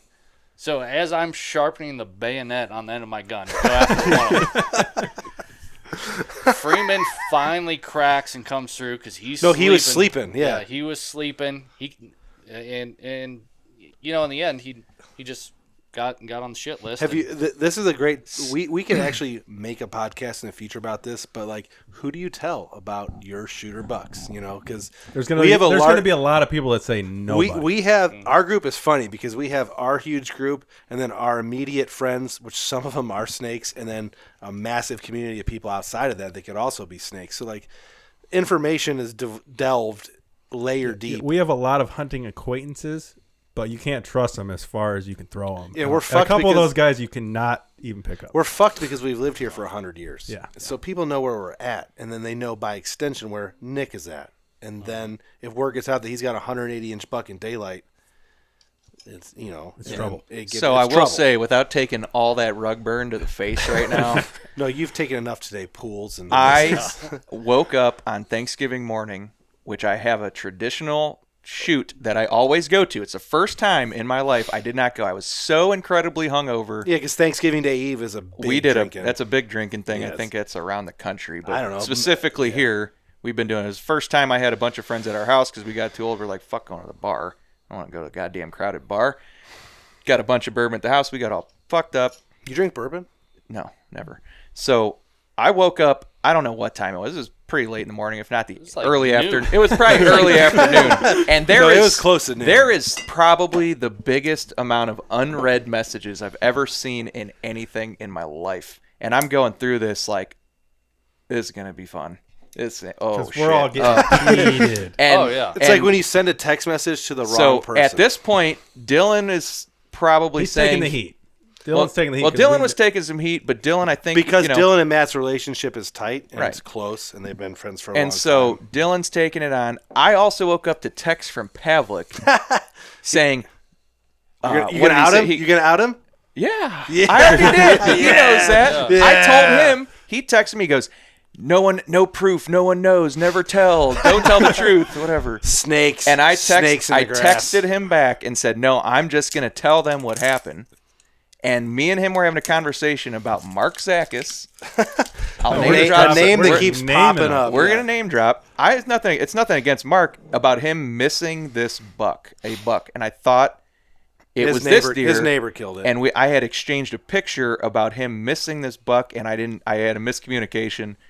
Didn't mean to leak this photo. Nick's taken it drastically to heart, and I understand why, but it was unintentional, and I owned up to it immediately. I will admit, you did own up to it. I mean, he was pinned up against a wall. I mean, it was like a scared rat. He was passed out against the wall like this. Yeah. The problem was he was sleeping this whole time while tempers are brewing. And we thought maybe he was just ignoring us. Oh, yeah. Well, I'll be an asshole. Nick can yell at me later. That fucking buck's still alive. He's big. Well, He's I mean, really fucking big. I mean, no one in our group's gonna do anything like that intentionally. So I mean, obviously, the hope was to at least get him on camera. It just didn't happen. No, So we ran cameras like assholes this year, and it didn't. is his shed sitting out here, or is it sitting up there? It's up there. Yeah. There is Isaac found his shed. You know, it can be debated amongst experts whether it's his shed, but I know it is because I don't forget Is it up there? I used it as a rattling yard. Yeah, you did use a rattling yard. His shed's up here somewhere from years ago, and it was a nice, solid 4-year-old buck shed. You know, he's got that sweet split G2 or G4 action. Yeah, fuck yeah, fair. Guys watching? He's. Did you make that a rattling set? Yeah, is that your big pair? Yeah, big bucks. I'm just gonna take all of them. Here they are. There's a whole shit ton of antlers, and somewhere in there is his shed. It's right here. This is the rat buck. Yep. And that was his, I would say, 3 or 4 year old antler, 2019, 2020 ish. This deer is old as shit. He's got split tines everywhere and junk and heavy mass. His brow tines are insane. It don't matter because we hold have on. no chance of killing him. Let me just say one more thing about that. Didn't Luke get caught that same day sharing photos? He did, but he did, and then redeemed himself because he was getting photos. He was getting photos. He wasn't really sharing. Yeah. And if his friends are listening, I'm sorry. You know, it is what it is. He's my brother. We're having He's fun my with brother. it. No one's listening. Yeah, they're not. Yeah. Luckily, our audience is national and not local. So I did want to back up on just one thing, if I could. Yeah. There's no rules. Just to back up on, like you were saying, their patterns can be whatever. So the deer that you missed this year, 2 miles. He went. I was gonna say, I didn't Austin get pictures of him like far northeast of there. Who's Austin? Bates. Yeah, but that property's not as far as you think. Is it? Well, that's what I was going to ask. Is it not as far as I think it is? Because I was told, and I'm trying my hardest to just not say name. I'll show you exactly. I know Megatron and I know the pictures, but Austin's not the one who got pictures. Tate is. Well, the best video I got. That video is awesome. Right, it makes him look so is he not traveling as far as we think he is? Like no, he's saying it's not as far, or is that deer freaking traveling? No, he's traveling. So if you're talking about Austin getting pictures, I never saw or heard that he did. Oh, I remember now. If he did, it's only a couple hundred yards from there. Okay, it's close, real close. So it's not close to where he missed him. No, 2 miles. Where Austin's getting pictures of him would be 2.2, 2.3. That deer that he missed was back 2 miles within 5 days. Yeah, and within 5 days he was already back. Yeah, he's the perfect category. So like my biggest buck, a deer we call Traveler. We call him Traveler because I'd get a picture, and then a mile away the Grays would get a picture, and then Bob would get a picture a mile away. You know, that deer in the same night. Yeah. So these deer are moving miles in a night.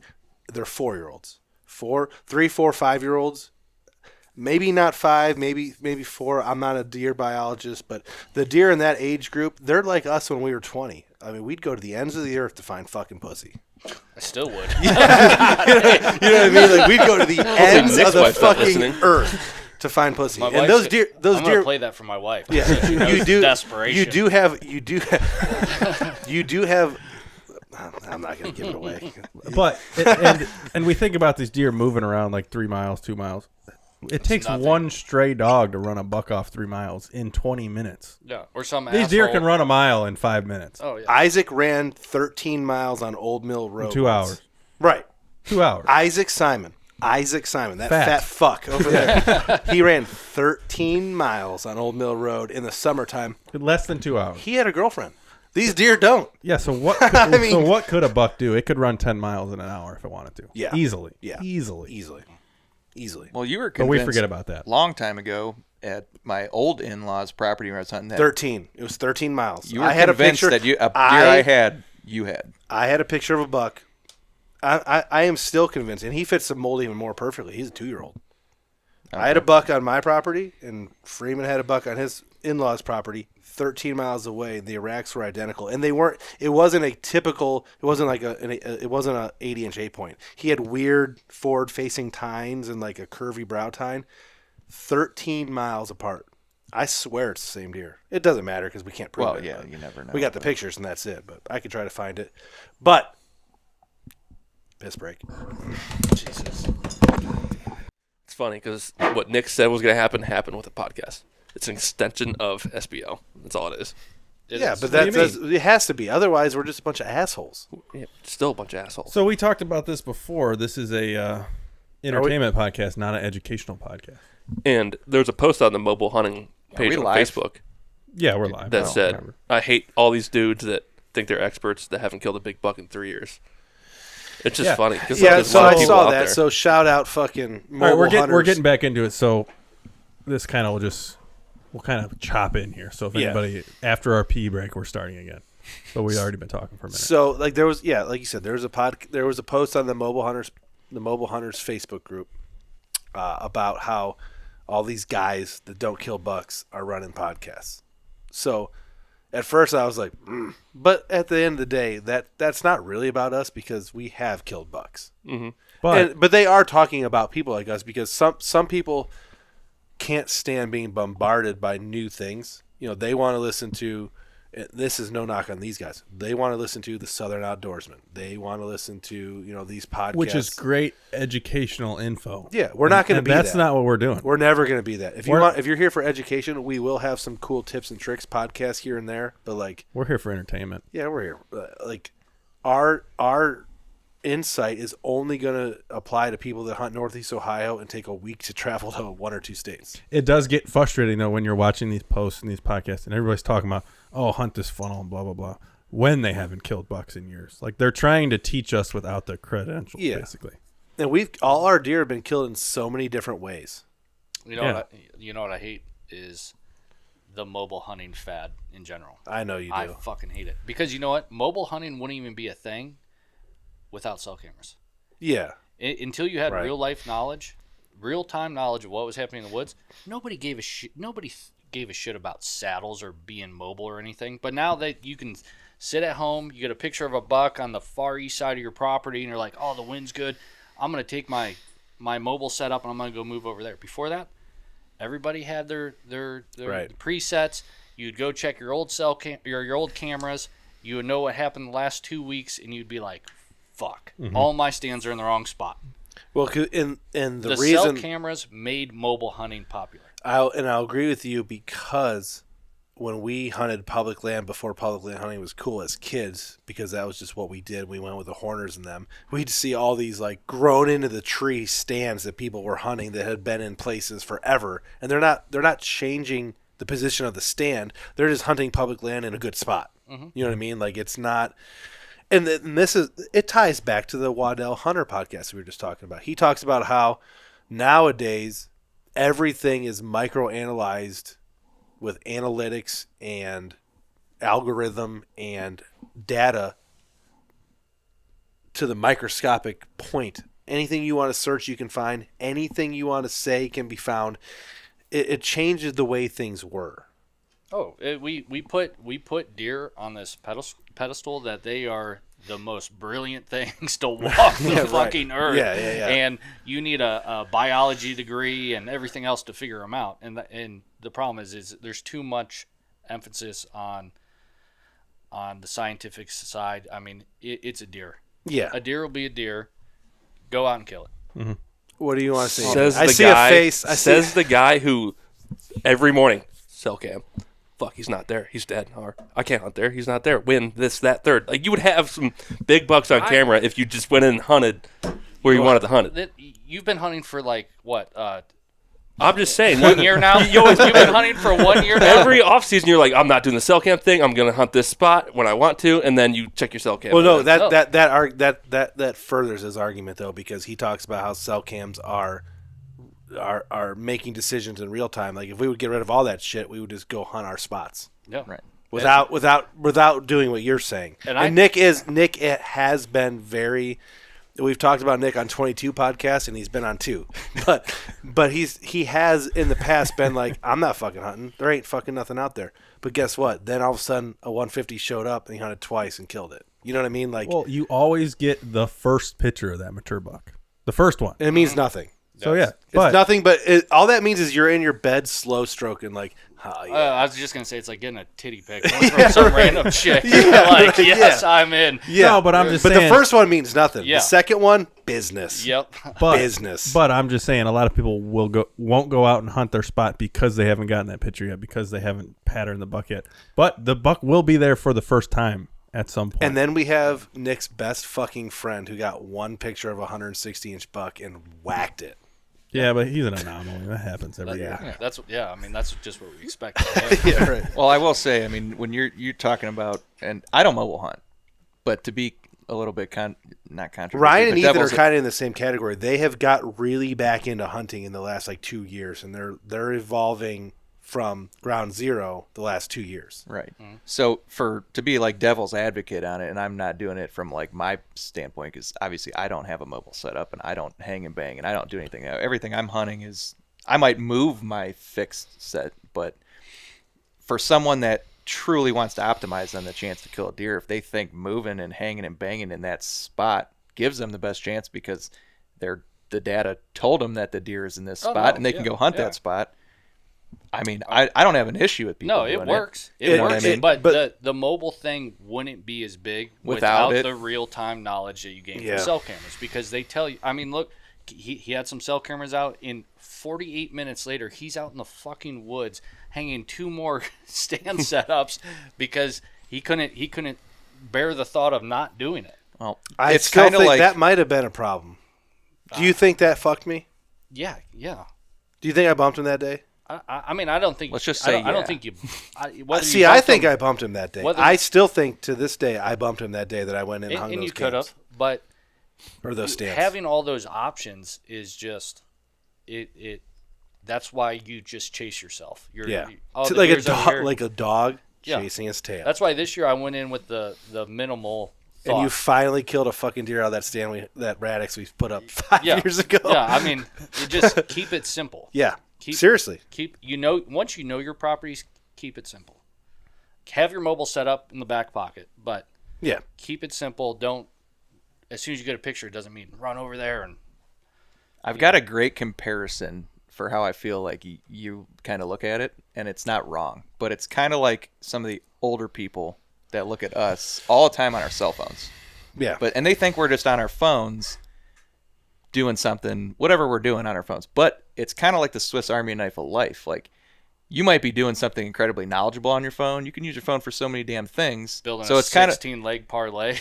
We're going to talk about sports eventually. It's kind of like if it's there, why not use it? You know what I And mean? And for someone that's older, they're going to want to say, hey, let's keep it simple. Give me a flip phone. I just want to freaking call. Yeah. So these old people are like, oh, damn, kids on their phone. They're just sitting on the recliner staring into this. Oh, yeah. No. They're reading a goddamn newspaper. Fucking goddamn Biden. So like, what's the difference between me and being devil's advocates, there is a lot of people out there that if the technology's there and I have the ability to do these things, I'm going to try to capitalize on it. Well, you should. Yeah. I mean, I'm not against it. I just think the mobile fad came to life with cell cameras. I mean, just because you have the real-time knowledge. I do wish we lived. So honestly, I wish our area here in Ohio was similar to where we hunt in Indiana.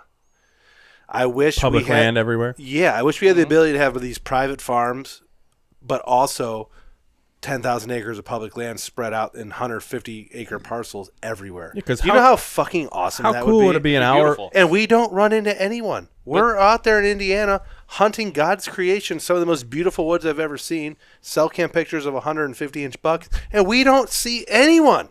Yeah, how cool would that be to have around here? So an hour from your front door, you can go hunt 20 different spots. Oh, that would be. It'd probably be too much. I would overload. I'd probably overload. Yeah, you'd have 334 300 Tascos. Yeah, I would spend. You'd have to 17, get a third job. I would just spend to pay for his batteries. Yeah, not 2, 3, and then I would spend every 7 days. I would spend re-putting batteries in cameras, but no, it would be sweet. Yep. Well, anyways, the original point of this podcast was we were going to talk about football. So let's do a quick, 10, 20-minute predictions on this playoff. It's Saturday. Yes. There's 2 huge playoff games today. One of the games starts in, 40 minutes. So when you listen to this podcast on Monday night, everything that we've talked about has already happened. So either we're fucking geniuses or we're idiots. We're fucking idiots. So the first game. If you don't know, you have the eternal optimist Packers fan right here. Well, let's get into that real quick. Let's just break it down because anyone who's ever watched our YouTube channels, all they know is that I'm a Packers fan. But let's break it down. We actually really love sports, and we've never really talked about it on pretty much ever. Yeah, the only time it gets talked about is Caleb will miss significant events in our hunting world to watch the Packers game. I built this bar so I could watch Packers while we butcher deer. You know what I mean? I've been a Packers fan since I was 5 years old. Freeman's kind of a Packers fan, but everyone else, big Browns fans. Ethan's a Panthers fan. Holy shit, that sucks. Like I said, but sports are NFL sports, and to a smaller degree, college. But NFL sports are a big deal what we do here. But we are. This is a deer hunting page and a deer hunting channel, deer hunting podcast, so we don't talk about it a lot. But it is a big deal for us right now, so we wanted to get into it a little bit. Everything we talk about now is going to be absolute. Nick, grab a couple more of those while you're in there. It's going to be absolute on Monday, but it is Saturday. None of the divisional games have happened yet. We are a bunch of fucking degenerates, and we are big on the gambling, the sports betting, the apps. But last weekend was a big deal for us because, unfortunately, the Browns got killed. Well, let's talk about the week before that. So when the Browns did very well. 2 weeks before. Maybe 2 weeks before that. Yeah, the Browns clinched, and then the Packers clinched the last week. So the week that the Browns clinched, they had some pretty crazy stat lines across the board that weren't really expected. So a lot of your guys' parlays really hit. Yeah, that was like a month ago. But we're big parlay dealers. Without confusing the audience too much, last weekend we kind of got together one day at Ryan's, one day at my house, watched the Browns one game, Packers another game, just to see where things were going to go. We had a lot of faith in the Browns to go far, and we had not a lot of faith in the Packers to go far. I thought Dallas would and the goddamn narrative switched. The Browns got murdered. All our parlays didn't hit. It was embarrassing. It sucked. And the Packers literally raped. Fucking backyard rape. How about them Cowboys? Yeah, backyard rape. All our parlays hit, or not all of ours, but some of our parlays hit. And here we are this weekend. We're a couple hours away from a huge NFL game. We got Texans and Baltimore first. We're not huge on those teams. I mean, Stroud was a Ohio State quarterback. It's going to be interesting to see how that game goes. Well, yeah, when you get to the divisional round of the playoffs, it's meat and potatoes now. You're playing for a chance to get into the Super Bowl. Yeah. You know, I mean, you're one game away from a game. You know what I mean? So now no one saw the Texans being here. No one here likes the Ravens. Alex Ballard a little bit. We have a good buddy who's a non-hunter that's been in a couple of video clips real quick. One of my best friends from high school. He was a Ravens fan, Flacco fan. He's cheering for the Ravens, obviously. Everyone else is C.J. Stroud. Let's go Houston. I mean, I hope C.J. Stroud does it, but I mean, fucking Lamar, man. He's going to win the MVP this year. He's gonna go. Lamar's gonna take over the game, I think. And if he doesn't, Well, so Lamar's at a crossroads because he was talked about coming into this season as a trade candidate. The Ravens really didn't want him. No other team really wanted him. He got stuck being on the Ravens, and he fucking won the MVP. He hasn't been crowned yet, but he's going to get the MVP. I think it was just a balance of what has he done, what has he provided, how much, where do you go when you pay a guy, and this happens across the NFL. Happened with the Browns. A lot of people are down on Watson. A lot. I mean, look at Joe Burrow. I mean, it's really kind of similar to a Joe Burrow situation, who had a lot of success he early just in didn't his rape career, people. but he got hurt. And the Bengals. He didn't rape him. He came on him. This is getting raunchy. We knew it was going to go there. So, we're over. So the Bengals, they didn't have their quarterback. He's not available. He's been paid a ton of money. That's kind of the same situation. Browns just happened to get a veteran come in and I guess we can have resolution on that storyline. So Lamar himself, I think he was someone that, I mean, he was going to be on a football team starting in the NFL regardless. Yeah, 100%. He just decided this year he was going to turn into a elite pocket passing quarterback. He knew he had to, though. And he did it. And he did it without Mark Andrews, too. No, that's the point I was going to bring up. They got nobody on that team. I can't even. Zay Flowers. Yeah. Zay Flowers is a stud rookie. But it's a rookie. And their defense is an absolute buzzsaw. Yeah. So they are the number one defense in the NFL. All right, so let's end it right now. I think across the board, Houston or Baltimore? Baltimore. I got Baltimore at home, but I got it Houston covering the spread. I don't give a shit about that. Baltimore or Houston? Baltimore's going to win that, I'm sure. Houston. What is the spread? You got Houston. 9.5, I believe. Yeah, I think they'll cover that. You'll know in the first 5 minutes of the game. Yeah, really, honestly, you'll know. Stroud's a dog. Has Lamar ever played in actual cold weather? 20 degrees? Yeah. He plays in Cleveland every year. No. Yeah. So, I mean, people are down on Lamar. He hasn't had a ton of it. playoff success. I think he gets it done today. I think Baltimore moves on to the championship game. And then that brings us to the game and then the next game that this guy's been stir-crazy over all week. And that is the Packers and Niners. The Packers, I believe, are a massive underdog in a sense, but people are starting to believe. But what I think, they're 9.5 point underdogs. It moved back to 10 today. They went back to 10 for what? Because of the rain? It opened at 10. It went down a little bit. There's 60-40 bets coming in, 60% on the Niners. It went back to 10 points. I think that line is disrespectful to a team that went on the road against a very good. Fuck Dallas. Dallas got fucked, but they are a good football team. There's a lot of talent on that team. The Packers handled it majestically. Oh, as good as I mean, they were America's team for sure. So they're a 10-point underdog? They're a 10-point underdog, and I find that line to be disrespectful. That's got to be one of the highest playoff games recently, right? Yeah, I mean, every now and then in the wild card round when you got a team that sneaks in that shouldn't be there facing a juggernaut, you'll see a 10, 11, 12 point. It's a very big spread for a young team that doesn't even know how to lose in the playoffs. Yeah. It's sometimes if what you don't know is good, and they're hungry, and they're probably disrespected by that line. With that being said, I'll let Caleb tell me how he thinks the game's going to go. I've gone all around the board, and I think it's going to cause us a lot of heartburn tonight. And I think at the end of the day, it's going to be 30-28, and it's going to be San Fran missing a field goal. It's going to be 30-28. We're not going to have it up to our rookie kicker. We're going to win. Green Bay's going to win. Huge Packers fan. Green Bay's going to win, and it's going to be a fight the entire game, and then San Fran's going to get a possession that we don't like, and they're going to miss a field goal in the rain at the end. That's what I think is going to happen. So nothing against their kicker, nothing against their offense. They are a fine team. They have every piece you could imagine. I do think Purdy is going to make a few mistakes. I do think Aaron Jones is going to fumble once. But I do think our pass rush is going to get home. And I think Jordan Love's going to do a couple things that we're just like, holy shit. So watching these teams the past 4 or 5 weeks, who's been better, Purdy or Love? Love all day. Right now, Love. No one in the NFL is better than Love right now. But the charts are like this. The charts are like this right now. And the Niners, after that Ravens game where they got humiliated and Brock Purdy threw 4 interceptions. Yeah, they benched him. They pretty much benched him. Well, I mean, sometimes it gets to a point where you just can't. You know that it's not the guy's day. Now, Brock Purdy, I think, is a He's a good football player. He's got small hands, they say. He's got a ton of small talent. hands, and it's going to be raining. And they've kind of trended downwards a little bit. They had a meaningful game against the Commanders. Yeah. That they really didn't play that well, and it was a tight game, and they fought them till the end, and they haven't looked like the team that we saw at the beginning of the year. With that being said, there's so much talent on that team. Yeah, so crazy that at talent. any time they can completely they got top 5 dominate players at every position. So Jordan Love's probably going to outplay Purdy. It's whether he can outplay him enough it to depends. compete with the rest of the team. It's going to be Love outplaying Purdy, which I think he'll do, and it's going to be containing CMC. Yeah, that fucking scares me. You can't do it. You contain. He's going to go for 100.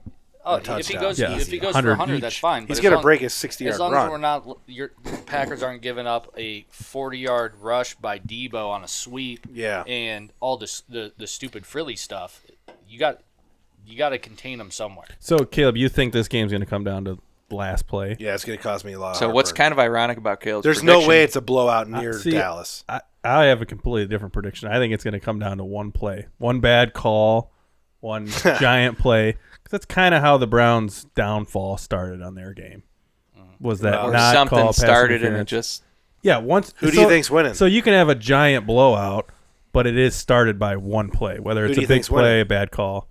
I think the Packers are going to win, just because I don't watch as much football as you guys, and I don't get as crazy into it. But they were unstoppable last week. Yeah, last week was the most perfect game you could play against That's the a problem, very good though. team. We saw perfection, and we're not going to get that this week. There's going to be some mistakes. You don't know. There was one drive. I think we punted one time in the first 7 drives. Otherwise, we scored. I forget who I was listening to talk about this, but they were talking about Jordan Love and the Packers, and they were sitting. I forget where their record was earlier. We were 2-5. It was. We were 2-5. I think when they mentioned it was potentially 3-6. Okay, but we started 2-5. And they realized they're going. This isn't working. Let's open up the playbook and see what this guy can do. Well, I think they've allowed him, and week by week by week, you saw a guy that he's not a rookie, but he's playing his rookie season. Who was the book was out on him a little bit, and then he has shown to be he might be the best quarterback in the NFC right now. If you really pay attention to deep sports talk and deep sports knowledge. When he threw that touchdown pass, that 27-yard touchdown pass to Wicks, he beat Stephon Gilmore.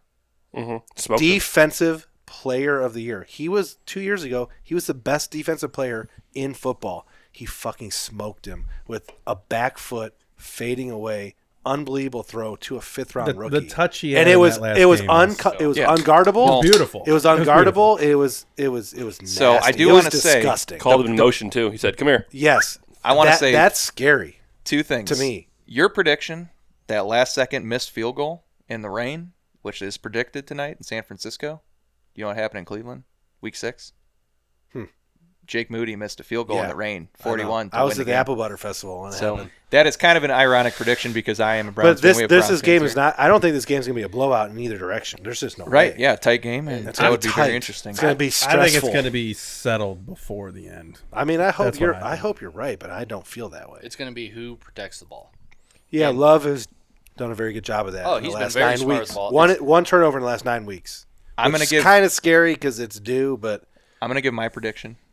All right, we'll go around the table. I said 30-28 on a late field goal. I already said it's going to be decided on a big call, not early in the game, but not at the end either. So Isaac's Packers, Caleb's Packers. I can't get down with that today. I think we're going to have a heartbroken which is going to happen at midnight. I think we're going to have a heartbroken group in my basement. We'll be drinking good whiskey, but we might not be watching good football. I do think that it stays competitive, close. I think the inexperience of the Packers and Jordan Love ends up exposing themselves. Unfortunately, I hate to say it, I absolutely think the Niners win this game. If you're a betting guy, you'll see this after the fact. I don't hate the 10 points. I think I'm probably going to bet the 10 points, but I got the Niners pulling this one out. So do you think it's going to be on the coattails of Purdy or on McCaffrey? I think it's going to be on the defense of the Niners and their line. Since they got Chase Young and Nick Bosa and those 2 guys coming on the edge, you got Warner, you got Jadavius Ward. Well, Dallas with Micah Parsons had 3 pressures last week. Micah Parsons is better than anyone on that line. There's nothing more I'd love to be than wrong about what I'm saying right now. I think that if they're going to Don't rebound, put bad thoughts in my head. I think Shanahan is going to have a scheme dialed up. I mean, there's so many weapons between what they can do with Ayuk and but Debo they're the and same. Kittle The Kyle coaches are the same. They are they're similar. I mean, and there's a they lot came of from the weapons. same The tree. Packers don't know how to lose. Yeah. And they might just come out there and have a hell of a game. I'm not discrediting any of that. I like the Niners, especially with the bad weather. I'm going Green Bay. I think the first half is going to tell the story. 100%. I think Purdy throws 2 picks, but I think they keep it close because they got the weapons. They got they can CMC. score right now. I mean, they can go down the field and score. But Love has shown he's so smart with the ball. I don't see him. Yeah, there's no dumb throws. Like, Yeah. Flacco had those. Packers line has been unbelievable. Yeah. I like that. I love that. I think I wouldn't be surprised if it turned into a Dallas situation. You put them on their heels early, and then you just ride the momentum. The Packers have the momentum, and Niners. San Fran hasn't played true football in 3 weeks. Yeah, and before that, they lost to the Rams. They had a weird game with the Commanders, and before that, they got blown out by Baltimore. Right. So, they kind of limped into the playoffs. So to say they've been playing unbelievable football would be a lie. It wasn't as bad as the Eagles, but they kind of took the tumble down towards the end. Eagles weren't even competitive. Mm-hmm. Eagles were.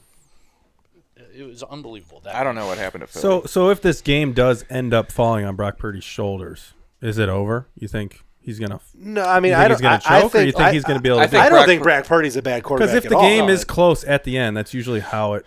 I don't like our defense to statistically stop them in a last-minute drive. Look at what Brock Purdy has done. No, he's a great quarterback in his limited time frame. Yeah. I mean, he started off insanely strong. He had that game against the Ravens, and everyone has a game like that. Now, the people that wanted to chalk him up as the next Tom Brady because of where he was drafted and the success he had, you have to mitigate that. You have to realize that he's playing with the best team, the best roster in the NFL, bar none. Yeah, all positions. And he's got a great coach to put him in a great position to do these things.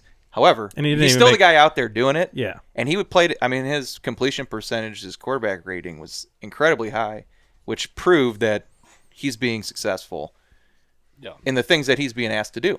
So he wasn't just managing, he was making plays. Yeah, of course. So to think he's going to choke because there's some statistic that proves that, that's not true. That's a false narrative. I don't think he'll choke, but I think what we saw with Baltimore was he was getting pressured every single play. I want to hit him in the mouth early. So if you get that pressure early, he's not used to dealing with that. I mean, like that Baltimore exposed that line and exposed him under pressure because the rest of the season he didn't have pressure like that breathing down his throat. All right, so let me ask a question before we continue on with I think Ethan's last person we got to hear Ethan's from here. Prediction next. If it is a moderate to heavy rain, who do you think that benefits tonight?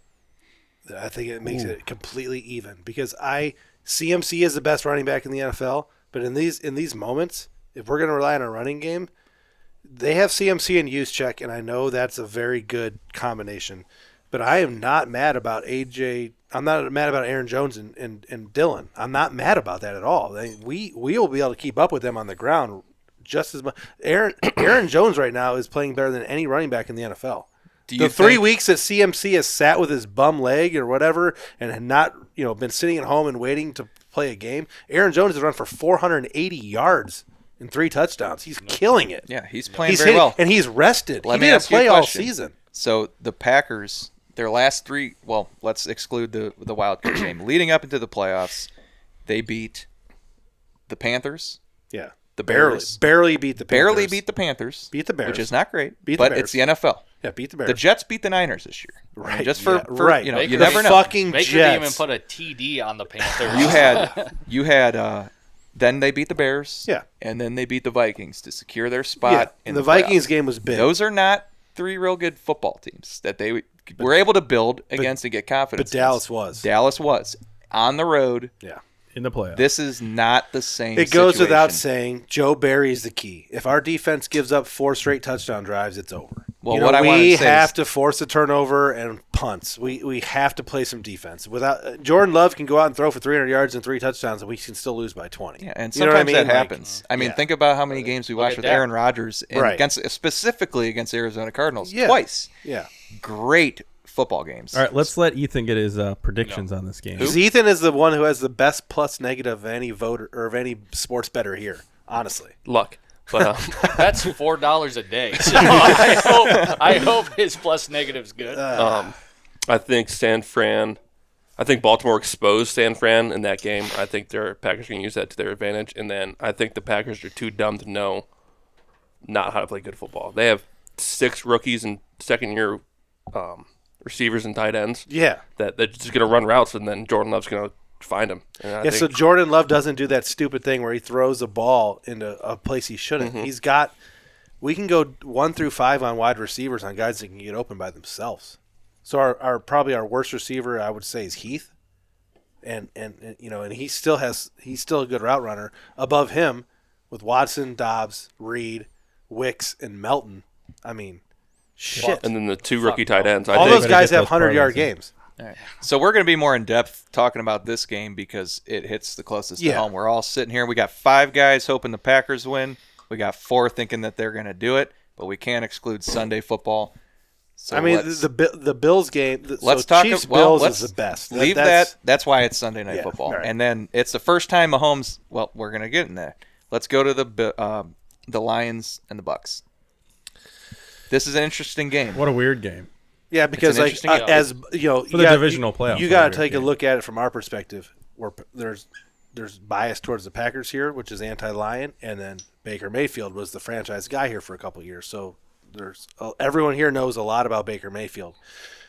I think Baker Mayfield takes the Lions out, and I think the Bucks make it to the NFC Championship game. I would like him to. I think they do. I think that- Baker Mayfield's better than Jared Goff. And it's in Detroit, but it's What the fuck did you just say? hold on. Baker Mayfield's a piece of shit, remember? I think Gets his dick stuck behind the Cheesecake Factory. So- can we say that on this? I I don't think Baker Mayfield Say beats whatever Jared you want. Goff. I think Baker Mayfield beats Jared Goff. I think you're high. Nah.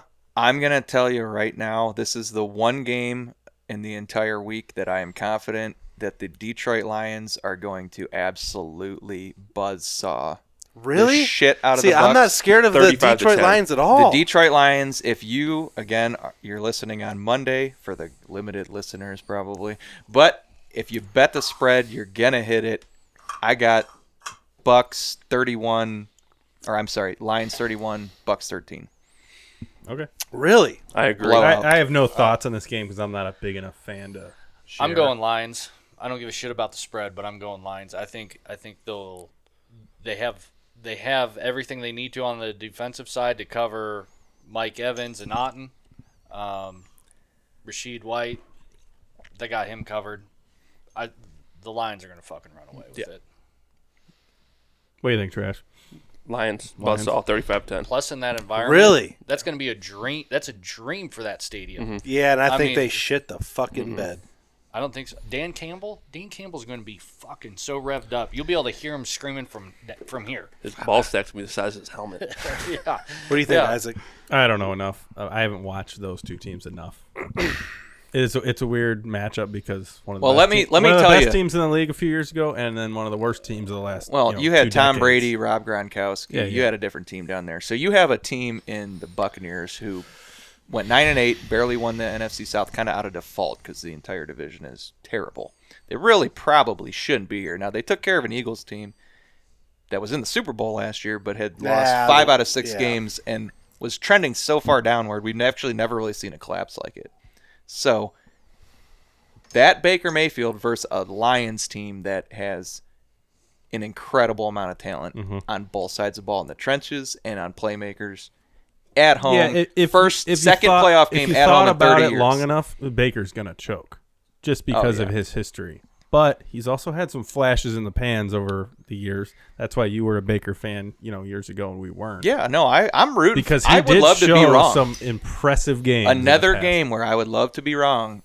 I'm rooting for the Buccaneers. I'd be more on. I would your- just be crazy surprised. I'd be more on your side about them getting blown out. Go Bucks. That leaves one game. All right, last game. That leaves the game of the obviously we're Packers fans, but I mean, Chiefs Bills that's the last 3 or 4 years. It's been the way it is. I mean, those quarterbacks are the 2 best in the AFC, even though Lamar's winning the MVP. Mahomes has won 2 MVPs and 1 or 2 Super Bowls. 2 Super Bowls. 2. I mean, that's godlike. Josh Allen is right on the cusp of also being in that category. He's going to deliver Buffalo possibly their first Super Bowl win ever. I honestly have no prediction, but I'm going to lean towards history, and I'm going to say that the Chiefs are going to pull this one out. I lean towards the fact that Mahomes is great, Kelsey is great, Andy Reid is great. It will come down to the last drive. I think the Chiefs take it. That's what I think. I know Josh Allen's awesome. I love Josh Allen. He's Brett Favre reincarnated, all that shit. The Chiefs take it. So last drive, Chiefs take it. I can't remember because I'm not the biggest fan like you guys are. What happened last year to the Bills in the playoffs? They just lost. Yeah, they just lost. Like they kind of just. Fizzled. I mean, they're exact details. They're there and they're playing and they lost. There's nothing to be said about what they did. Well, they have some historic games, and I can't remember if 2 years last ago year was the drive.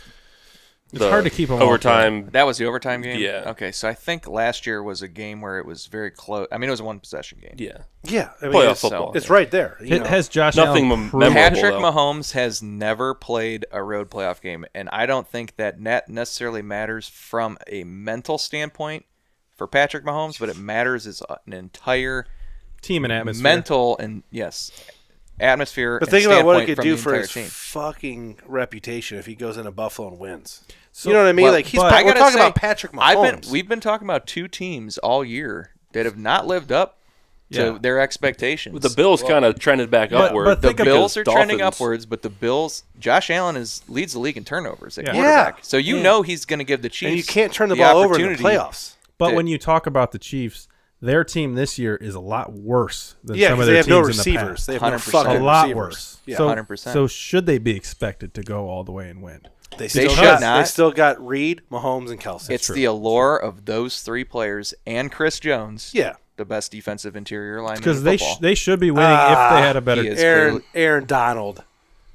Chris Jones is the best interior Regardless. defensive lineman in football. So you think it was a misjustice to Mahomes that this team wasn't built? Yeah, because they didn't get the number how do one they not seed in have- roll. This is what we were talking How do about they not have when a it started receiver? getting raunchy. Is that he got paid $500 million? So that is finally showing its legs. They're starting out Ethan Look at what Simon at Tyreek wide Hill receiver right now. Tyreek Hill has had 3,500 receiving yards in 2 years in Miami. And Since he because left- they- since he they- left well, Kansas City. It's because they couldn't afford him because of Mahomes, right? Well, In- no, in he the- wanted in the out. roundabout He scheme, wanted I to mean- create his own Randy Mossism, if you will. Like he wanted to be known as an individual. Sidebar, just a quick sidebar. Is this going to affect the Browns with Deshaun Watson in the future? There's going to be decisions to be made, Because- but it comes down to a number of things. So Chris Jones, highest paid interior defensive lineman. Yeah. Patrick Mahomes, highest paid quarterback. Travis Kelce, highest paid tight end. You're going to have to make Tyreek the highest paid wide receiver. Not to make this a Deshaun Watson shitfest, but we're paying him I'm in. Mahomes money. No, we're not getting not. Mahomes. We're not paying him Mahomes money. We're not even. We're not even getting Joe Flacco feedback from him. Well, we're not. That's the thing. We're not. The thing people got caught up in is that he had the highest guaranteed contract ever. He's only like the 8th highest paid quarterback in the NFL. It's just Yeah, the and fact. that's the stuff that It'll I be don't know. ninth after Jordan. And Love most gets of his these deal. quarterbacks now are getting 80-90% guaranteed. So like he's not the highest paid quarterback. He's actually not even close. Not even top 5. It was so right now his deal, if he were to come back and play at a relatively high level, would look really good because you have him under contract for a few more years. If he went 5-1 this year, but We'll talk about this. yeah, we'll talk about that. But the Later. Bills and Chiefs are 2 teams that largely underperformed this year, and the Bills were kind of trending more upwards this last game. And the Chiefs I are don't think The that it weather- mattered that they underperformed. They just were wet. They were just making commercials and having be honest, this celebrity is- endorsements and making the playoffs. And like they didn't care where they ended up. I feel like they're there to play now. This is by It's going far to be the hardest juggernauts prediction. hitting each other. Yeah. This is by far the hardest prediction, but I think for once the role gets reversed. I got Buffalo. I'm not saying big. I just am going to take Buffalo at home. I think the Chiefs struggle to move the football a little bit, and Allen mitigates the turnovers, and they move on to the AFC Championship game. I like the prediction. Yeah, I like that. I like it. I'm on Buffalo too. I think what we've seen from KC is a struggling team. Not so much. Well, we've seen it on the field, but I think there's struggles within that organization that have kind of reared its heads at times. I mean, you watch that sidelines and during games when things aren't going right, it's a shit fest over there. Yeah. Those guys are throwing helmets, crying, That screaming. goes along exactly with my prediction. So my thought is I think Josh Allen's done losing. He's in his stadium. He's got his people there. I think he's going to run that fucking ball all over. That big dude is just going to be running up and down that field making plays. I got Buffalo winning the game. I would say Buffalo early, too. I think Mahomes is going to get frustrated. Something's going to happen, and he's going to turn into a whiny little crybaby. I mean, they cry over I think flag frustrations are going to come out early, and that's going to – it might not be a huge win in the end, but the game's going to be decided. You got early. a suffering team, and you got momentum's going to be decided. Team trending up, I think. I think the Bills by 10 points. I think Allen's going to have a big game, 250 and 70 yards rushing, and then Stephon Diggs is going to finally get his redemption on KC and have 110 and a touchdown. I like Diggs today. I like Diggs a lot. I think that this is someone that it's almost like two guys that were kind of like having a little bit of an argument, a little bit of a tussle, and then you're like, all right, shit's real now. Let's get back to where we know it. Let's realign our center. And I think that those two have a big game. I like that as well. I will say though, if the two-time champion Kansas City Chiefs pull out this game and the guy that leads the league in turnovers gives them the ball too many times, if that was the outcome at the end of the day, I would not be surprised. I like the Bills. And I've been very vocal in our group that I think when playoffs come, Mahomes does his GOAT shit, and he's going to find a way to make this. That is a find a way to make. They're all year in Buffalo after this game. They're going to be talking about what changes we're going to make because Mahomes is going to beat him again. I think James Cook is going to have 60 yards rushing and receiving and a touchdown as well. I think he's going to have a good game. All right, for your parlays, you heard it first from Ethan. No, James. We have a group where we can share our parlays, and there's been like 100 put in. And let's say that the winnings are small. So when we wrap this up, we did about half hour of football talk. If you still are listening, I know we're deep into this, and you like the sports talk, let us know, and we'll keep doing it. Maybe it'll be a thing in the future to talk about football. I will say, listening in these headsets, that fucking boob mic is so good. I know it does. You like the the sound quality is so good. Especially compared to what I'm saying. Well, hold on. Hello. We should maybe try it with Ethan because he's the only one that Bill Disbro can understand. So I was going to ask a special request if Ethan can tell us his favorite football team. The Panthers. say Carolina Panthers. Carolina Panthers.